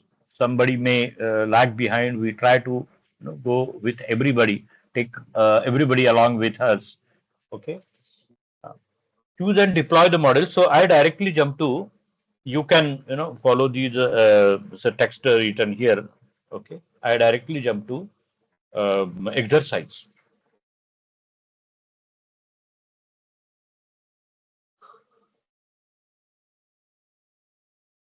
Launching the exercise.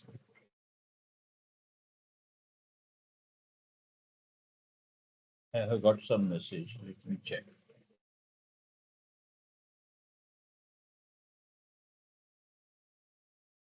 Yes, Ravi.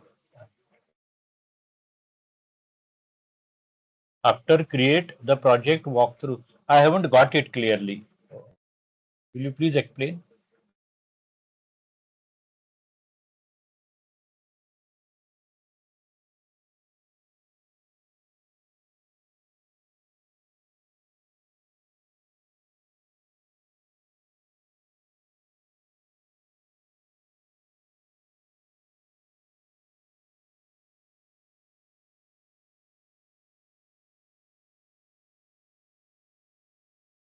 After create the project, from where test this?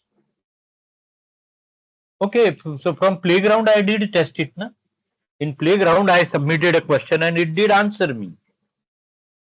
So thereby I am just testing the responses from chat the GPT-4o. Project is simply a workspace. We cannot test a project. We can test the LLM that has been deployed on the project. Can you go through once again? Okay, okay. Okay, I got your. I think you want me to follow the steps. Okay, again, after project got created, what exactly we did. Okay, so for that purpose, what I do, I already have launched this. Uh, so I go to my Azure.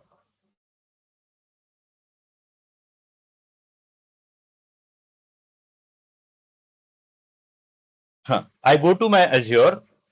Okay, and what I do, when project got created, it did ask me for the deployment of the model.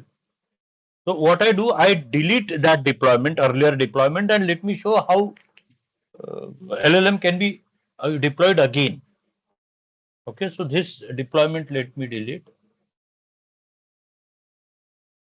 Okay, here I don't have deployment option, so I have to go to the deployment page by clicking here. And from here, let me delete that deployment. And let me deploy this project again. Sorry, LLM again. Okay, and now from here I can do the deployment. Deploy the best model.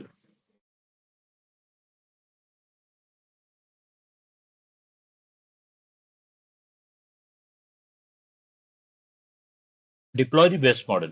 And here it is asking me for the search. So GPT 4o.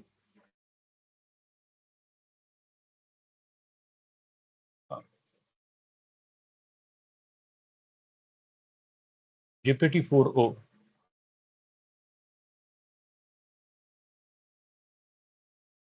Here it is. Selected. Confirm.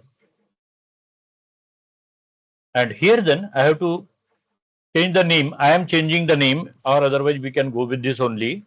Okay, I would like to change the name by adding a word there, deploy, to okay, get me a sense that this is a name of the deployed model, not the model name, but the deployed model. And finally, I have to click here on deploy. Nothing else I am changing here. Yes. And then it will take fraction of a minute to complete the deployment. Recap of the steps followed to create the project. Okay. Okay. Okay. So fine. Then let me do one thing. Let me delete this these steps. I mean to say, let me delete this project itself. Huh? So for that purpose, let me go to the project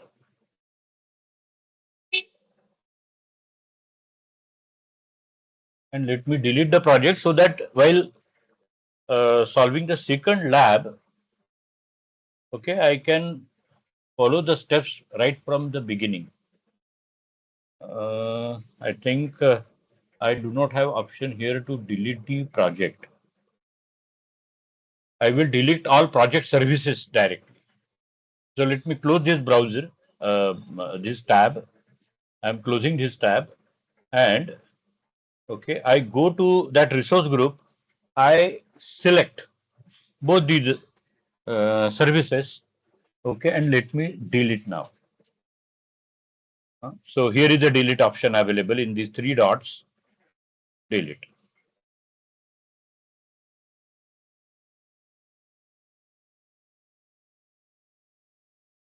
Delete.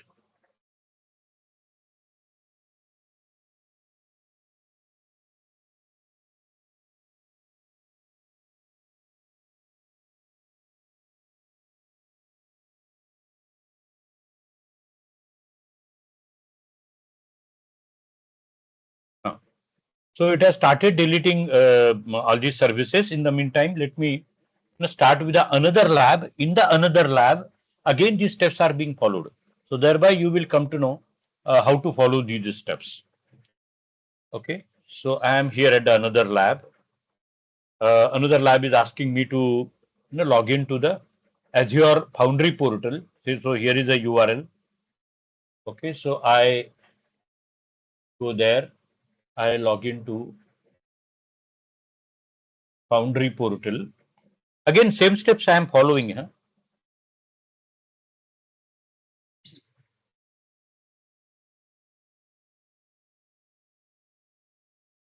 May have been deleted. Could not be found. Create new. No, no, I do not want to follow these steps. Just a minute. Huh? Actually, here, whenever it is asking me to log in, okay, it is not allowing me to log in. Let me try again. Fine. Okay. I have been logged into it. I have been logged into that Foundry portal. Okay. Anybody is facing any problem while log into the Foundry portal? Let me know.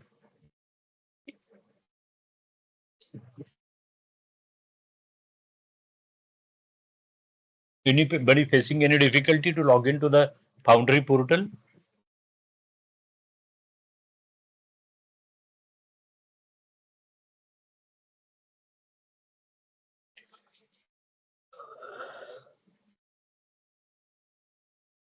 Okay, Ravi said yes and no. Okay, so I believe yes, Laukush. Any question?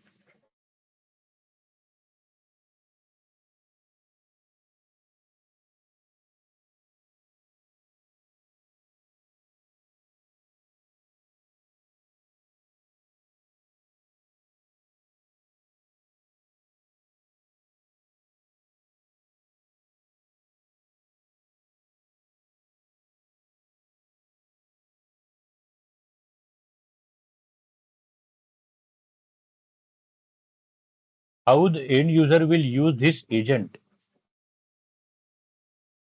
No, no. See, first of all, we have to create the services. Once we created the services, then using that API, Python API, that Python API will go into end user application. Okay, so I did show you Python code there, right? Okay, so that code has to go into the end user application. And when that application gets executed, that application will interact with this model. That's how end user will use it. Let me show you diagrammatically.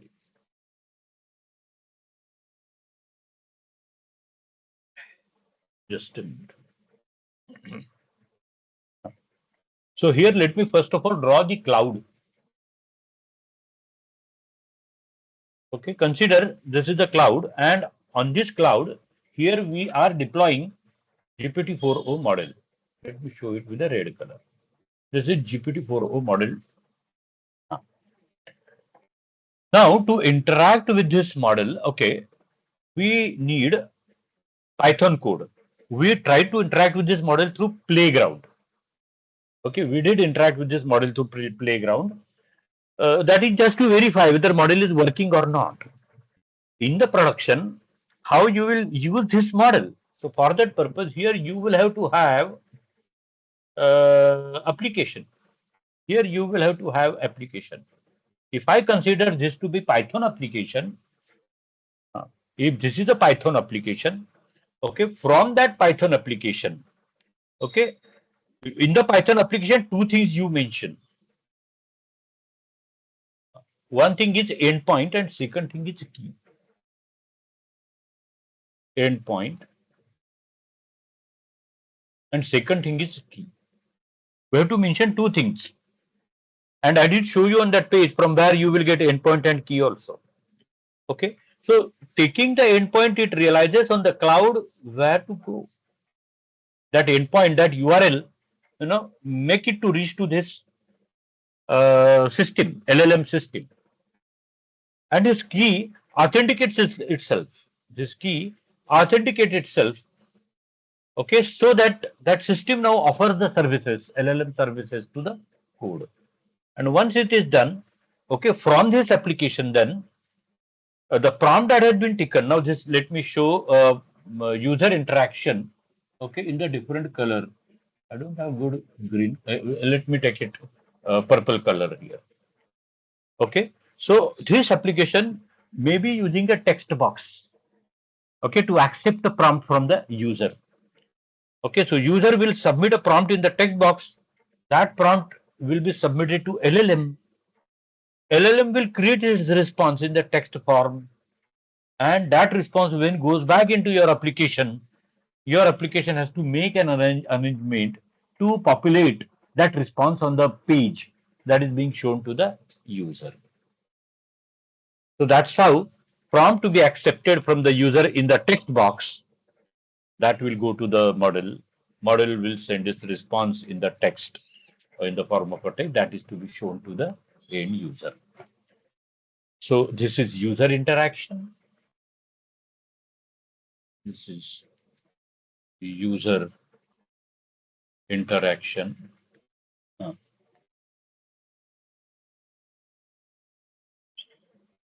this is user interaction, and this is what we will say authentication process, connection and authentication, connection and authentication.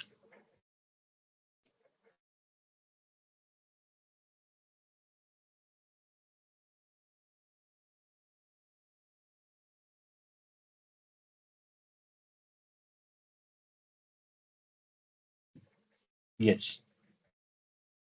Let me know whether I have answered your. Are we covering that Python code section for user interaction? How end user will use this agent? Are we covering that Python code section? I think we will cover. I will at least show you one lab. How does it interact?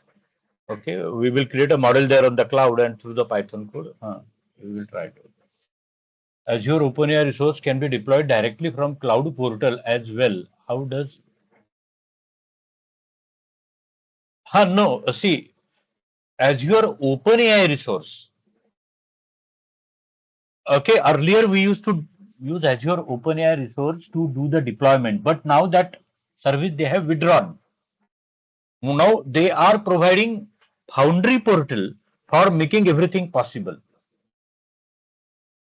Uh, Foundry portal, okay, to make everything possible. But otherwise, when I started working on this, I used to do it through OpenAI portal only. But now they are making Foundry portal. Okay, another important thing is through the Foundry portal. What is the advantage that not only you can go with OpenAI model, you can go with other models also. Llama model is equally powerful. DeepSeek, Grok. So other models also you can go with through the Foundry portal. So this Foundry portal you can equate with a Hugging Face platform. There is a Hugging Face platform.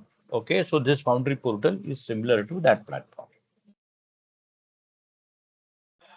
Can you connect this agent to MS Team? Yes, it is possible. Okay, how we will get the certificate? You will have to redeem the badges here by end of the today's session, and then if you start working on this technology, you can attempt the certification also. You can register yourself for certification, and you can give certification examination.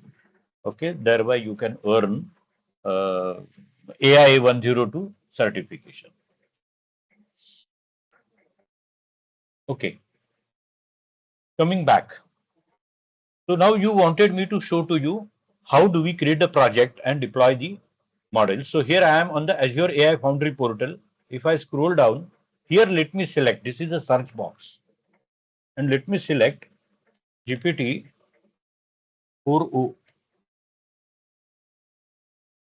Let me select GPT 4o. Here it is. So I'm selecting GPT 4o.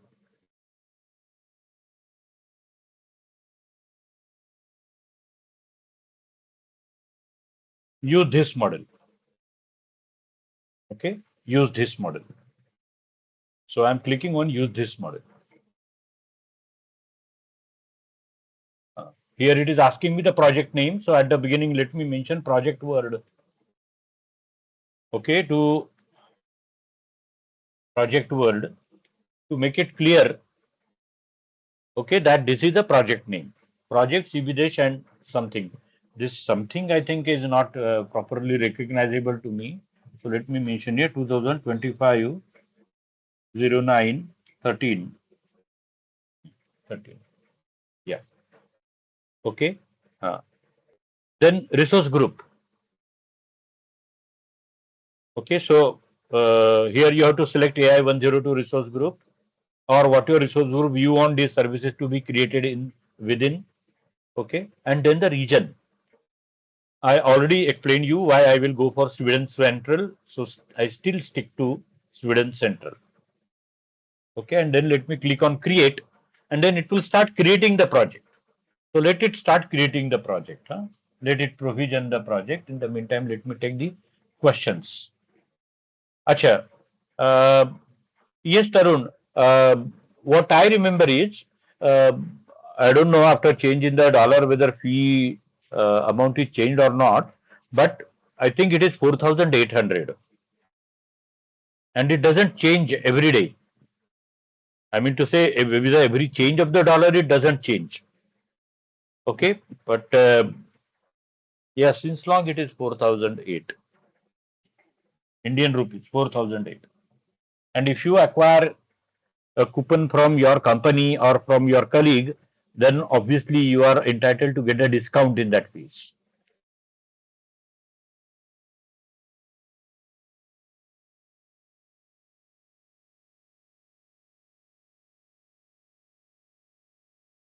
Huh. Recording of the today's workshop that I will have to check with uh, uh, the team which is providing backend support. In the tea break, sorry, in the lunch break, let me interact with them. Let me check with them.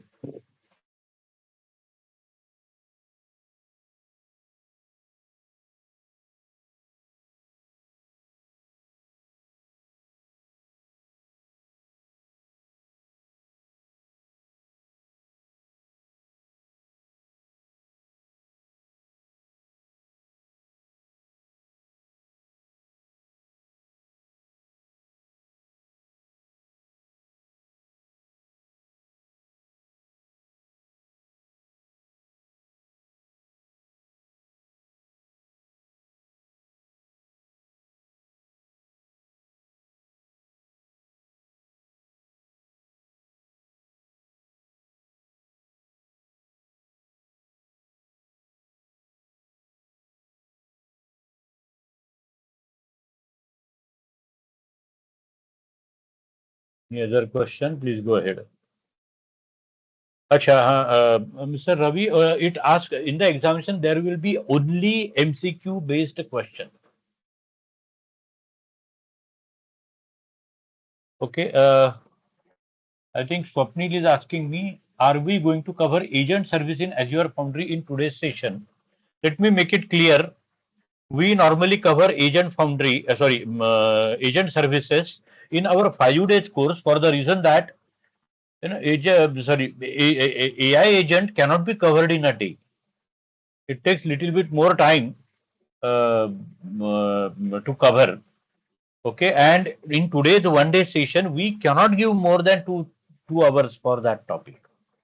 That's why that anyway will not be able to cover. Okay. Normally there are 45 to 55 questions and examination duration is of 100 minutes. 100 minutes.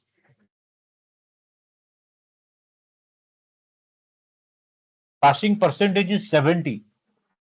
Below 70, not 70. Yes, passing percent is 70. In case if you get 70%, you are declared as a pass.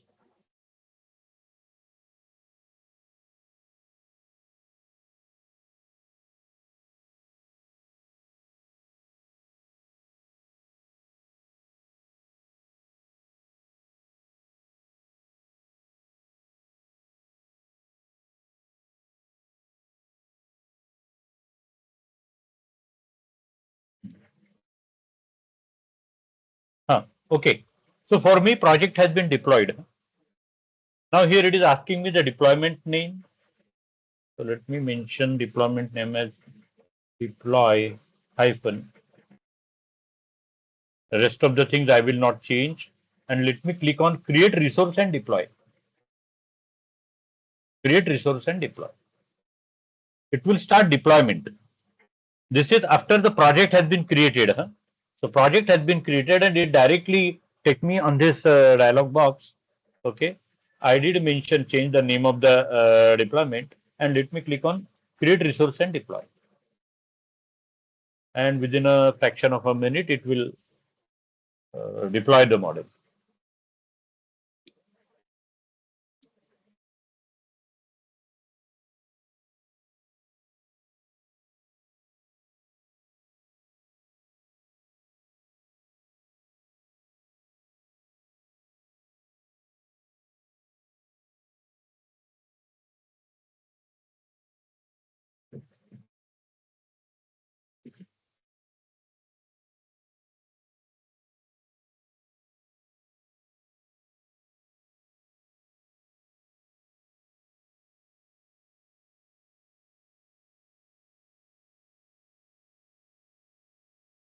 Okay, why it is taking so long time for the deployment?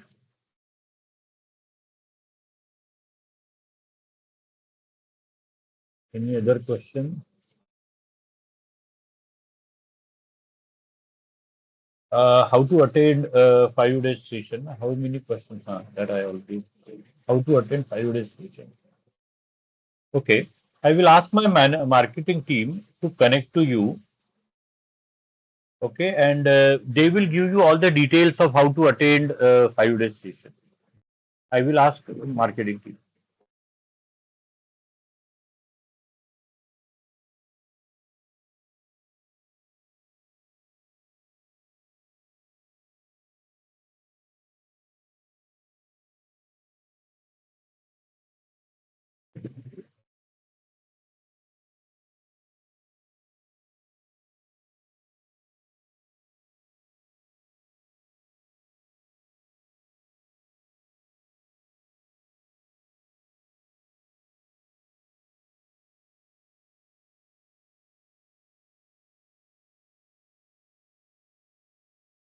I've Hello. shared the contact of Mr. Vivek Balasundaram.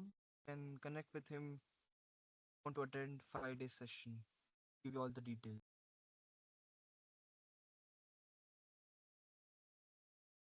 Hello.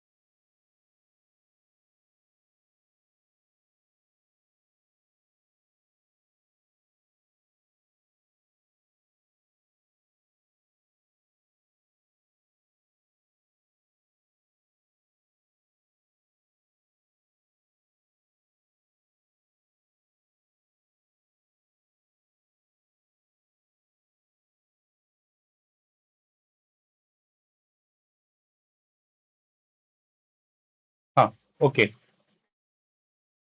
So coming back, see, model has been deployed and it has taken me to the deployment page. Okay, now here you see Python code. Okay, this Python code, they are already giving you ready snippet of the Python code that you can copy paste from here into your application. Okay, and then your application will start interacting with this model. How that interaction may happen, that you can verify through the playground. So I'm clicking on open in playground.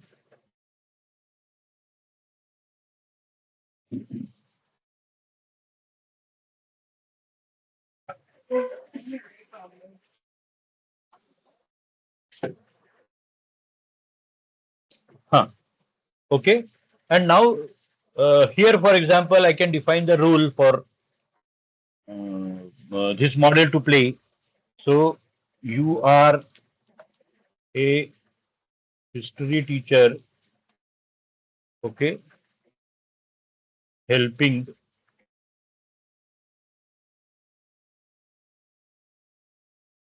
to explain history, world history, world history. Okay, there I am declaring a role. Then here I can put the question. Okay, explain history of any country, maybe USA. Let us see. It will start. So try to see how do you interact with this model from your application. So in the application, you will have to ask the prompt to the user. When user enters the prompt, okay, that prompt from the application can be submitted to this model, and from the model you will receive this history. And that history you have to show to the user. That's how it can be done. How to change it to C sharp. So, okay, okay. I got your question. I think you wanted to know how to change the code to C sharp.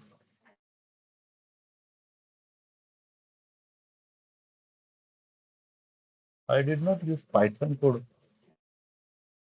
This can answer even C sharp also, no? I haven't got your question.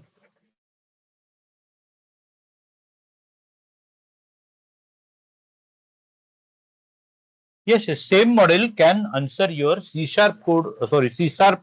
I mean to say this same model can answer the questions even if submitted from C sharp application. C sharp application.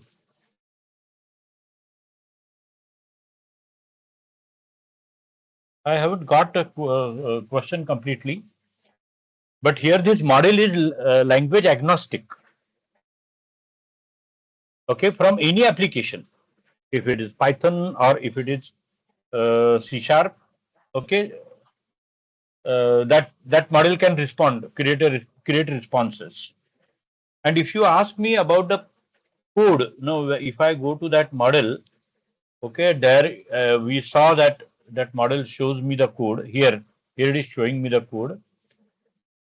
C sharp code you will get on the need. Okay, from here also you will get a C sharp code. If you change the language to C sharp, okay, here you will see C sharp code. So from here you can select the language and see lot many languages are available there. 5 languages are available there. 1, 2, 3, 4, 5. But model will be same. Code may be different. Different applications written in different languages. Yes, change the language. Huh. Yeah. Okay. So let me follow the steps now. Hmm. We created a project here. First of all, let me understand that uh, earlier you put me the question, what are all steps to be followed after creation of the project. So whether, let me check with you, have you understood those steps?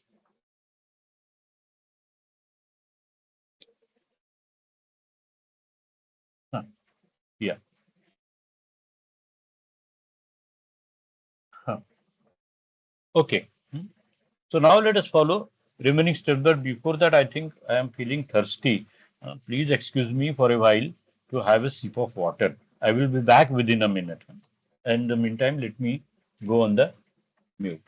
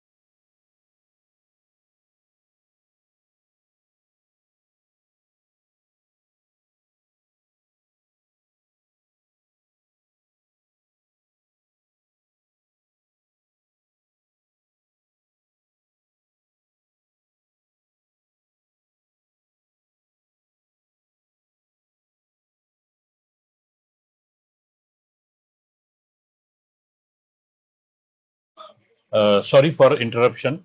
I am back. So continuing now. So we deployed the model. Here we followed these steps also. We deployed the model. And now let me come to comparison. So benchmark. So here. So let me first of all take you to the benchmarks.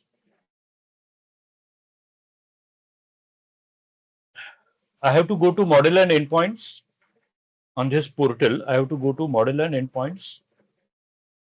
Okay, I have to go to this model. No, but from here I do not get benchmarks. I get benchmarks from the catalog. Okay, I have to go to catalog. Model catalog. Here it is. So I have to click on model catalog and here are benchmarks. So if I go to benchmarks, okay, so see every model, uh, has its own performance parameters. So some performance parameter are good for that model, some may not be good. Okay, so what you have to do is, how do you select the most suitable model for your requirement? So for that purpose, what you have to do is to compare these models on the basis of the benchmarks.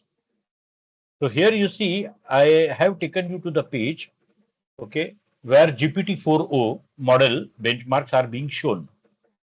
And here we can do the comparison also. Okay, public data benchmark results. Okay, so what they have done is, for every model, they have calculated these performance parameters and those performance parameters are being shown here. So, uh, quality index of the model is one of the performance parameters, okay, which is 0.75 for GPT-4o. And what this performance parameters refers to, it refers to how, in the better fashion, responses are generated by that model. When I gave it the query to give me the history of USA, it created lots of sentences. And whatever be its response, from that response, okay, I have to evaluate. I mean to say they have evaluated the performance of that model, how that response is good, how much good it is. And accordingly, quality index parameter has already been calculated. Okay, other safety, attack success rate, okay, USD per, this is for cost, okay, 4.38 cost for 1 million tokens per 1 million tokens. Okay, time to first token, 1.39. It is about a latency. Okay, generate tokens per second. How many tokens it can generate in its response? How quickly it is able to generate the response? Okay, so many such parameters are there, based on which, okay, you have to do the comparison and identify which model suits your requirements. Okay, so here see, it is showing me the comparison among multiple models. O3 Mini, Llama 4, GPT-4o, Pi 4. Okay, and there I can see that O3 Mini has quality index 0.86, which is better than GPT-4o. GPT-4o has 0.75. Yes, if rounded, it is 7.5. Safety, attack success rate, lower is better. Okay, so this Pi 4 has the lowest safety attack rate. Latency, estimated cost. Normally, these uh, three parameters are used for the comparison: the quality index, estimated cost, okay, and latency. There is always a budget for every project, so you have to verify whether the cost of that model, okay, is limited within the budget, is well within the budget or not. Latency definitely should be less. Less is the latency, better is the performance of the end user, and end user will realize that system is working fine. There are other parameters also, okay, but the point is that here I can compare the models.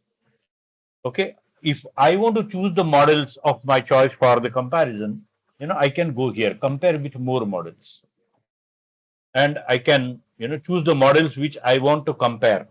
So here what I do, this is GPT-4o.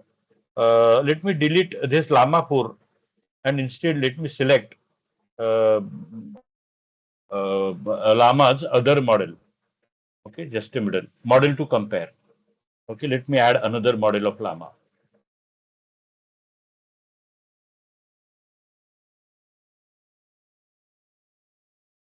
Llama.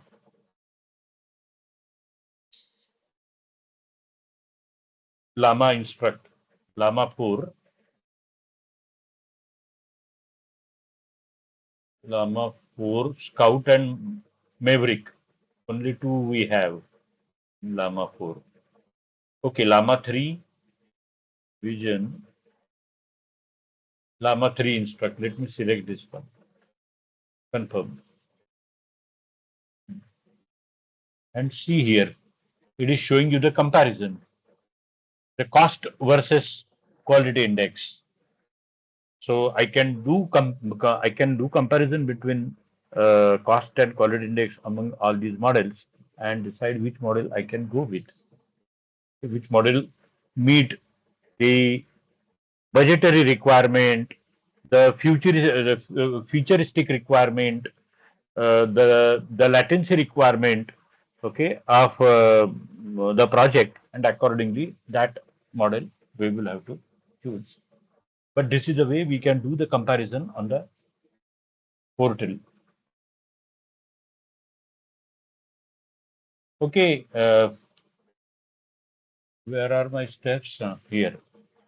Okay, so that's how we can do the comparison.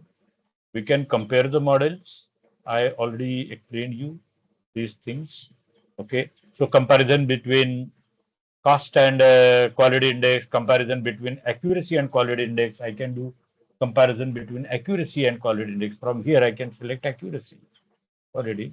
Accuracy. And here I can see and I can compare their performance. Yes. Then here we created a project also. Okay. We created a, GPT-4o model. Now let us see some further interesting points about it. But before that, let me check with you for any question on whatever I have covered up till now. How to connect this agent with a MS team? Now, just a minute. Huh?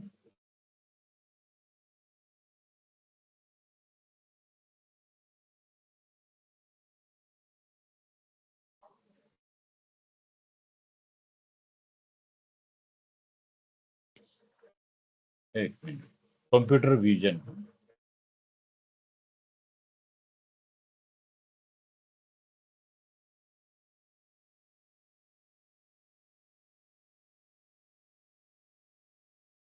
Not this one. Let me go to AI information extraction. Here it is. Last module. Information extraction. Multi-model analysis solution. Content understanding. Create AI content understanding client application. I think this is that module. Create a multi-model analysis solution.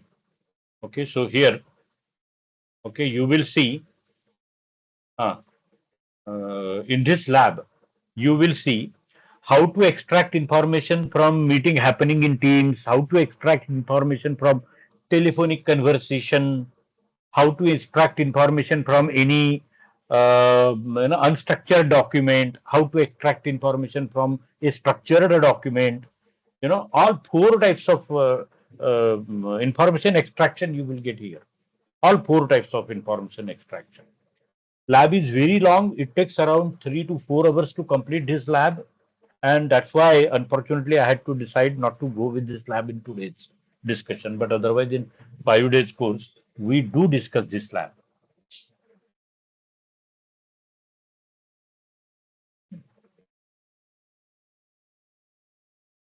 Okay. Any other question, please?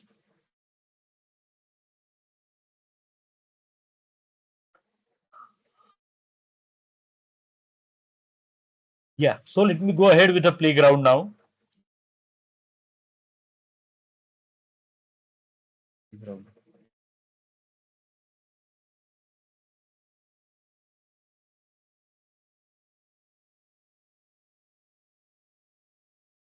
Here it is. Okay. So now let me go to the playground. So I'm going to the playground. So here is an option to go to the playground. In the left side margin, if I click, it will take me to the playground. As of now, not. Okay. See, this is the name of the model that I already have deployed. Okay. And to this model, then first of all, let me declare a rule. The role declaration is also called as the setting or system prompt. The system prompt defines and intimate to the model, how it has to behave to the questions coming from the user. Okay, so here it is asking me to go to the setup, and I have to declare its role as AI assistant that helps solve tricky problems. Copy, and that I have to paste here. Okay, so it has to help me to solve tricky problems. Okay, huh. I am applying the changes.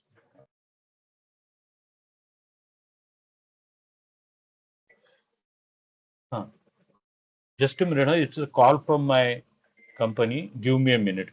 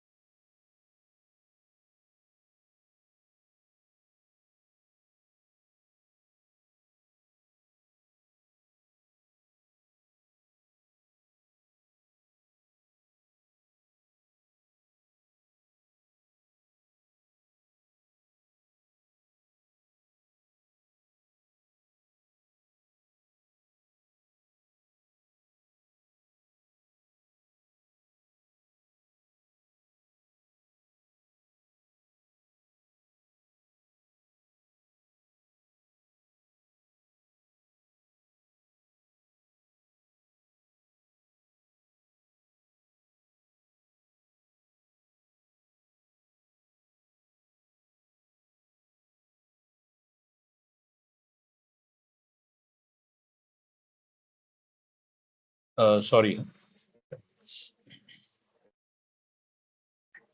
Huh. So I already have declared the role what it has to play. That is one thing. And second thing is, this is one problem statement. Now this is a tricky problem I am submitting to it, and I am expecting from it the solution for that. Okay, so here it is. Huh. Now let us have a look at this problem. I have a fox, chicken, and bag of grain that I need to take over a river in a boat. I can only take one thing at a time. If I leave the chicken and the grain unattended, the chicken will eat the grain. So I have to carry all three things to the another bank, another side of the river. Okay, but I have to follow the combination in such a way that nobody will eat each other. I mean to say, fox will not eat a chicken and chicken will not eat grain. So that is the problem. I am expecting it to give me the solution. How do I transfer these three items to the another side? Okay. So when I submit this, then it doesn't know the answer. It has to create the answer. So that logic it has to apply, and it has to create the answer. And see here. Classic river crossing puzzle. How you can safely get the fox, chicken, and bag of grain across the river without anything being eaten. And there it is mentioning the steps. It is mentioning the steps. Okay, and many times I have gone through this solution, so that I can assure the steps are absolutely correct. But the point is such a tricky problem for which we may have to do some brainstorming, okay, it is able to do really quickly. Yes. I may ask it to explain the reasoning also. So it has given me steps only without any detailed explanation. I want it to give me explanation also. Explain your reasoning. And there then you will see uh, for every step it will do explanation. For every step it will do explanation. And that explanation also you can see how in detail it has given that explanation. Uh, so there are two constraints. Chicken will eat grain if left unattended. It means chicken and grain cannot be kept unattended. Either you have to carry it in the boat. Okay, you have to carry those two things together in the boat, or at least one thing out of these two. Fox will eat a chicken if left unattended. Same thing. And there then it has given you step by step explanation, detailed explanation what it has given you. Final arrangement. Fox, chicken, and grain are all on the far side of the river. All these things have been transferred to the other side. At no point during the process where chicken and grain left alone together or chicken and fox left alone together. So such type of puzzles can be submitted to it. Okay, let me just check. Does it have some another? Here, another problem, tricky problem. Let me copy that and let me submit that also. Another problem. I have 53 socks in my drawer, 21 identical blue, 15 identical black, and 17 identical red. Lights are out and it is completely dark. How many socks must I take out to make 100% certain I have at least one pair of black socks? That is the problem what given. Okay, if I submit, it has to create the answer. And thereby, okay, worst case, best case, and you must take out 40 socks to be 100% certain that you have at least one pair of black socks. And step by step, explanation it has given. Or if you want more explanation, you can ask for reasoning. Okay, explain the reasoning. So then step by step, it will explain all the things. Explain reasoning. Yeah. Same thing, step by step, it will explain you in detail. Okay, so that's how you interact with these models. How to connect this agent with? Okay, that I already told you. That's how we interact with this model. That model has already been deployed. Okay, submitting the prompt and viewing the response. That is the client side. Okay, though chat playground is giving me that UI. Okay, but in real life scenarios, this part will go to your application. In your application, you have to make an arrangement to ask the prompt to the user. Okay, submit that prompt to the LLM. LLM still will be on the cloud. That LLM will send the response back to you, and that response then you have to show to the user. So that will be user side UI. Yeah. Uh, any question on whatever I have covered up till now?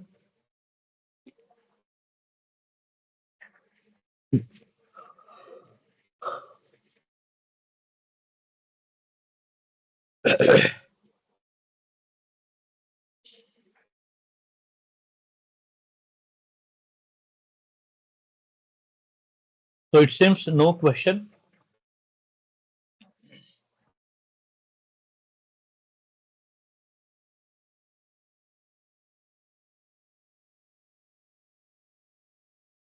You can lower your hands. I can also lower your hands from here. Just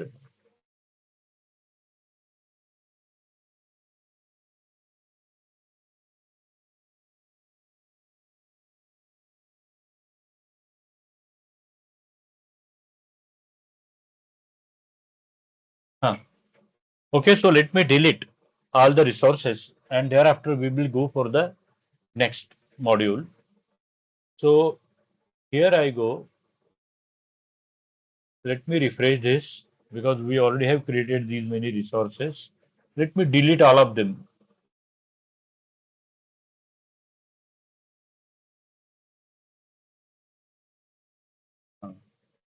Let me delete all of them.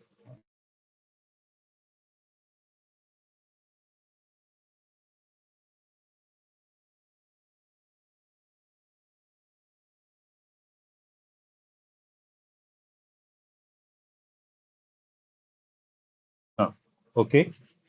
And now let us go to the next module. I completed the. There are a couple of other things in the first module. Okay, that I am leaving up to you. Okay, either to do yourself or okay, we cover all these things in our 5 days module. Here you can see prompt flow, which is a prerequisite for AI agent understanding. So here this lab and this module is important. RAG, RAG and fine tuning. Okay, these are two very important topics to be covered for LLM models.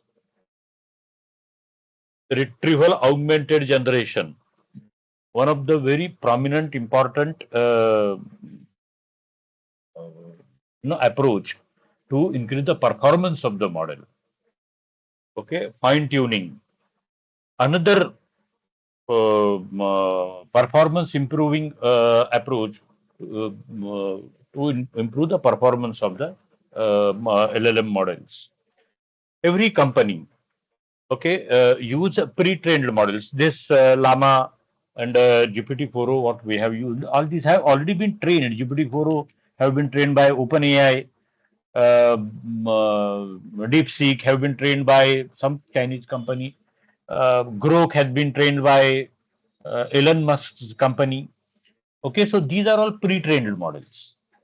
What these pre-trained models know, they have very wide knowledge of happenings in the world, general knowledge in the world. They are very good at having that knowledge. What they lack in, so they have general knowledge of the world, but they don't have knowledge about your company. They don't know what the sell your company did last year. They don't know who all in the body of your company.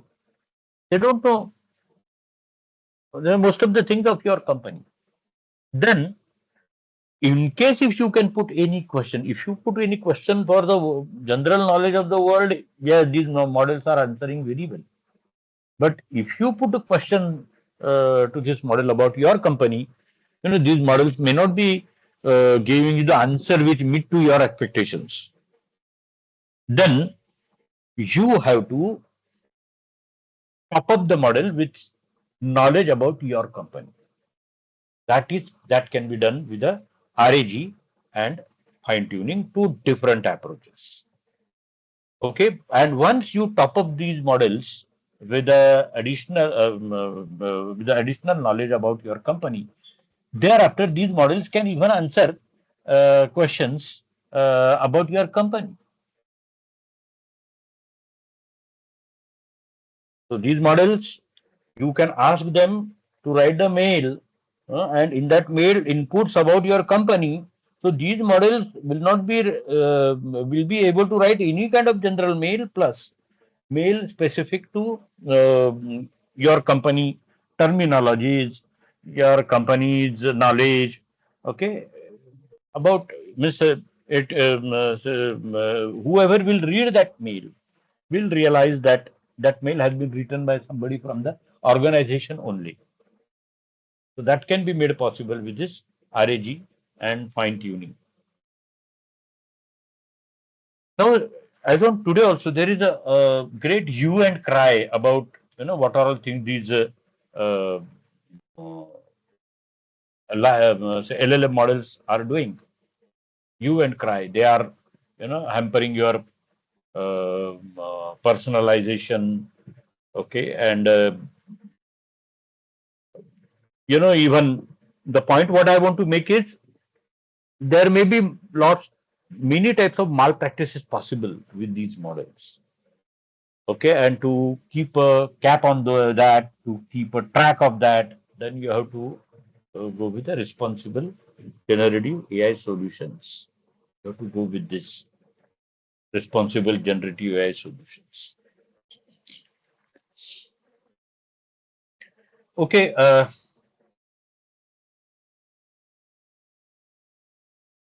it is a time for us to have a lunch break. Okay, I just want to know. I will go to the next section post lunch break. It is time for us to take a small break now. Okay, how much time do you want to spend for the lunch? 30 minutes, 45 minutes, 50 minutes? Tell me. Okay, lunch break or I have got one suggestion. 45. I am okay with it.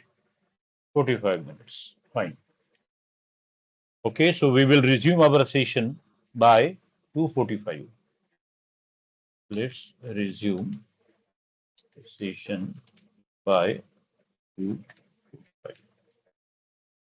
Okay, I will go on the mute. I will unshare the screen.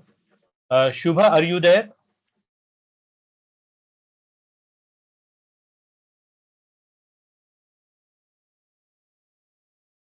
Hmm. Okay, and we will resume our session by 2:45.